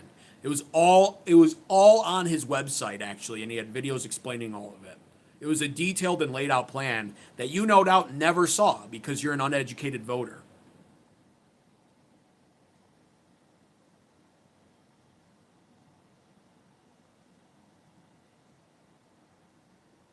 It's important to liberals to feel like you regret your votes. That's so important to them, like they're going to win a prize. Oh, all right. I didn't know that, lifeguard. Thank you.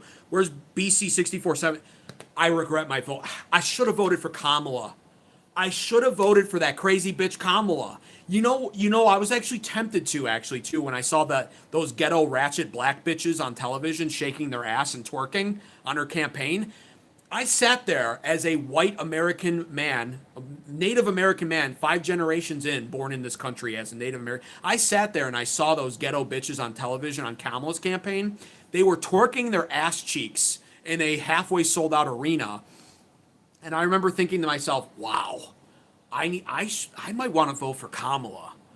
And I was like on the line. And then I was like, well, Trump does seem to have a slightly better plan. So I guess I'll vote for Trump. I so regret it. I should have listened to my heart in that moment when she was having all these ghetto ass singers on her campaign trail. I should have voted for her. I really do regret it, BCF. I really do. I really regret it. Wow. You could clip this and use it in the future. Wow. Listen to your heart when it's calling for you. I'll be sure to listen next time when Gavin Newsom tries to relate to black people. Like, this is the latest one. Gavin Newsom trying to relate to the black people about failing tests and not having good grades and being bad at school. Basically, like, you're stupid and I'm aware, but like I also struggled too. And I came from a middle class family, which he didn't. Like, I'm gonna go back and rewatch that and be like, oh, I should probably vote for Gavin Newsom. Especially, I'll tell you this. I'll make sure I don't vote Republican in 2028, I guess, so I don't regret my vote. I'll vote for Gavin Newsom, but only if he picks a black woman as his vice presidential running mate. That's what will do it for me.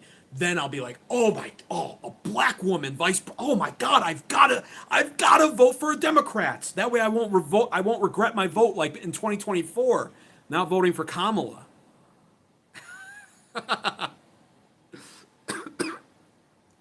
Man.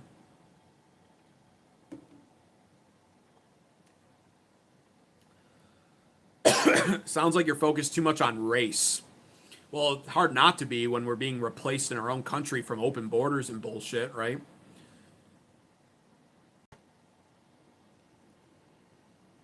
Went to the store today. Kid didn't know how to give change, says Kevin Harms. So let's see. You hate boomers and Jews and anyone who disagrees with you. Correct. I don't hate all Jews, though. And I don't hate all boomers. But I hate everybody equally who disagrees with me. Yes, that is true. I only hate the boomers that are cowards, which tend to be most of them, that live in a fantasy world. And I don't hate all Jews. There's actually, I grew up with a Jewish friend, and there's 60% of American Jews do not support this war. And even in Israel, we see a lot of Jews that rebel against Benjamin Netanyahu. So hating all Jews, no. But certain Jews, yeah, Yeah, a lot of rich ones, a lot of wealthy ones that influence our government, like Miriam Adelson. Yeah, I despise that fucking bitch. Peter Thiel, not a fan.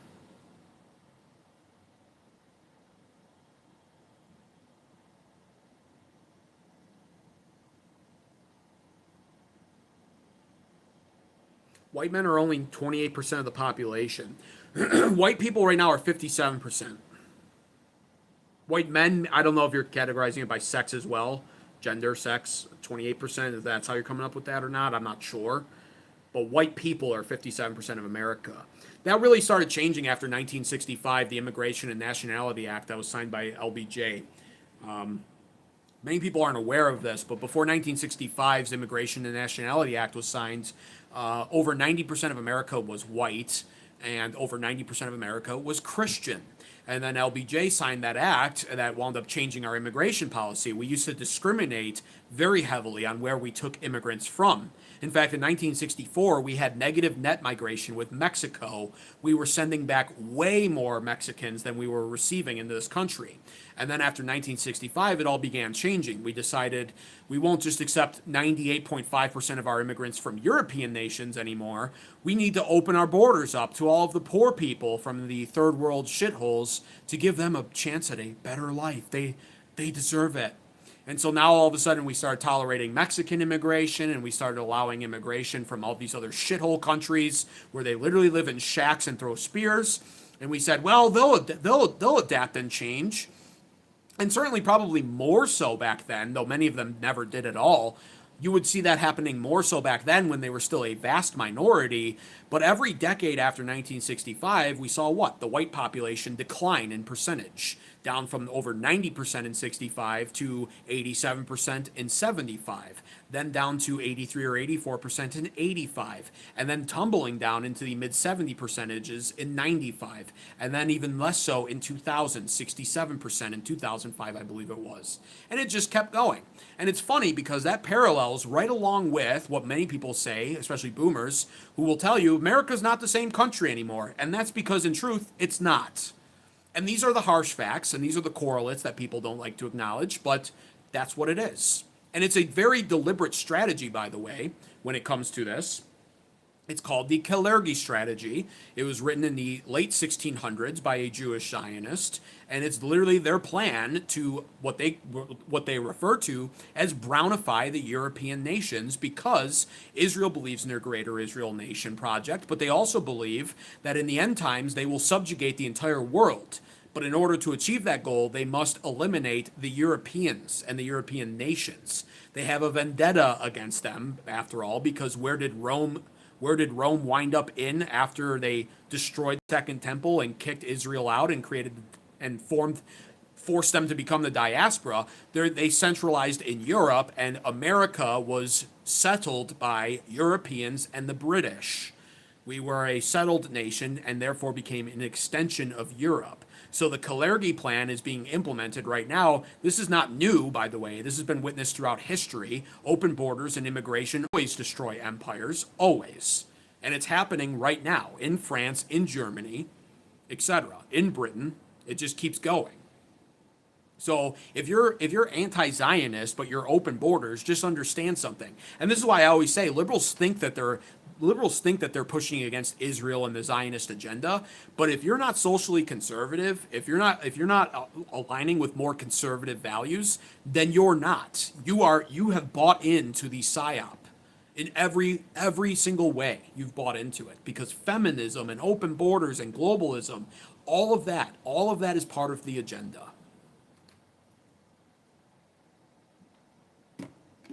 See, people can't handle it either. I love it, actually. Like, I love knowing that I'm offending people like Andrew, the little pussy. Bye-bye, racist lowlife colonizers. Settlers, bitch. Not only did we settle these lands, but in true European fashion, we came to these savage, untamed lands full of child sacrifice, full of savages murdering babies, people getting scalped, like, nomadic lifestyle. Nothing was here. And what happens within 250 years as of July 4th, settlement from Europe? First world nation, technology the likes we've never seen, massive progress, all kinds of developments and advancement, quality of life through the roof up until lately, up until the 1900s is where it began to decline, deliberately, of course. But that's what we've seen. That's what happens. So yeah, settlers. Settlers is the right term you're looking for there. Go to Central Africa and see what's going on there. Okay? Go down to the pits of Mexico where the cartel runs things and see what's happening there.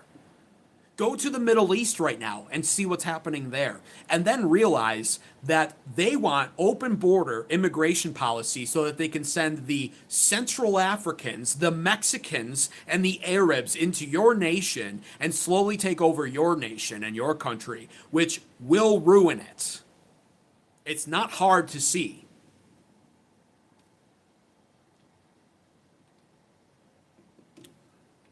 Not hard to see. It's all being done deliberately.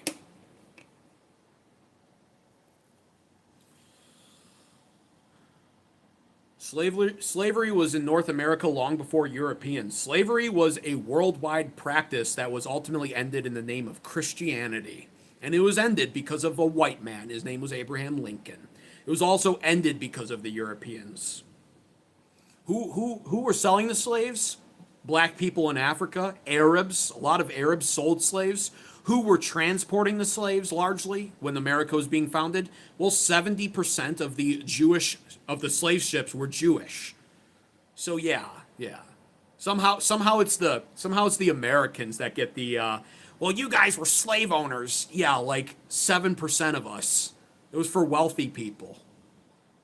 And it ended because of it literally ended in the name of Christianity and largely because of a European movement to do so. And then people say, well, of course, America was the last one to abolish it. We had a whole war over it, of course. But when you really look into what was going on behind the scenes for slavery, then you actually understand why it took so long. It had nothing to do with Europeans, truthfully. Sorry, you're a liar, boy. We know you're a liar, boy. We know the truth. You sound like a victim.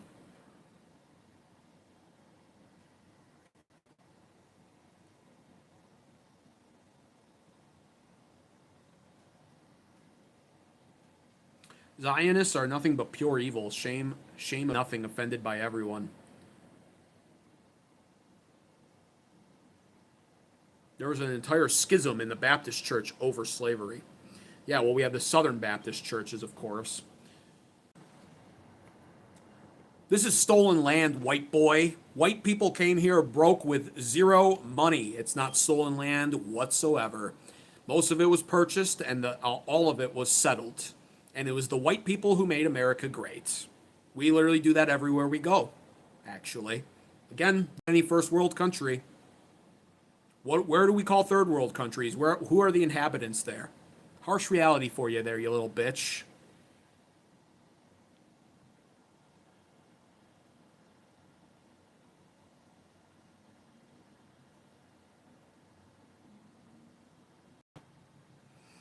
Yeah, so it was only 1% of Americans that owned slaves, Joshua. Yeah, it was for the very wealthy.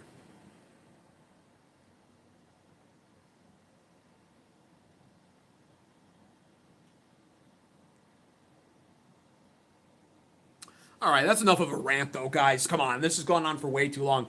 My Middle East analysis is over with. In summary, for all of that, is deja vu when it comes to Iran. No deal will be had. No deal will be made. They're just pulling our chain, in my opinion. I mean, I think a deal is inevitable, but they're more incentivized to draw this deal out. That was the whole point of this show. So appreciate all of you guys for being here. Be sure to like the stream if you haven't already. Free to do. Just double tap your phone screen. It's the least most of you could do. Let's be real. Some of you are so fucking stupid, and you won't even pay your super chat tariffs down below. Like, liking the stream is free. For the love of God, at least do that. Also, share this with your even dumber friends, and subscribe, of course, to American Advocates for more content. Not so much like the last couple of minutes here. I don't rant about that every single day, but sometimes, you answer the chat, you got to serve the real deal. A lot of stupid goyim in the chat that don't really know anything of what's happening. Completely psyoped, but either way. Subscribe for more geopolitics and domestic political analysis and news updates. I'll be back here live tomorrow. It is Memorial Day, but I'll still be live either way. Probably around 8 p.m. Central, 9 p.m. Eastern. I want to start getting back to going live a little bit earlier. I've been going live super late lately, so got a lot going on here. But either way, thank you guys. Appreciate you. Have a great rest of your evening and enjoy your Memorial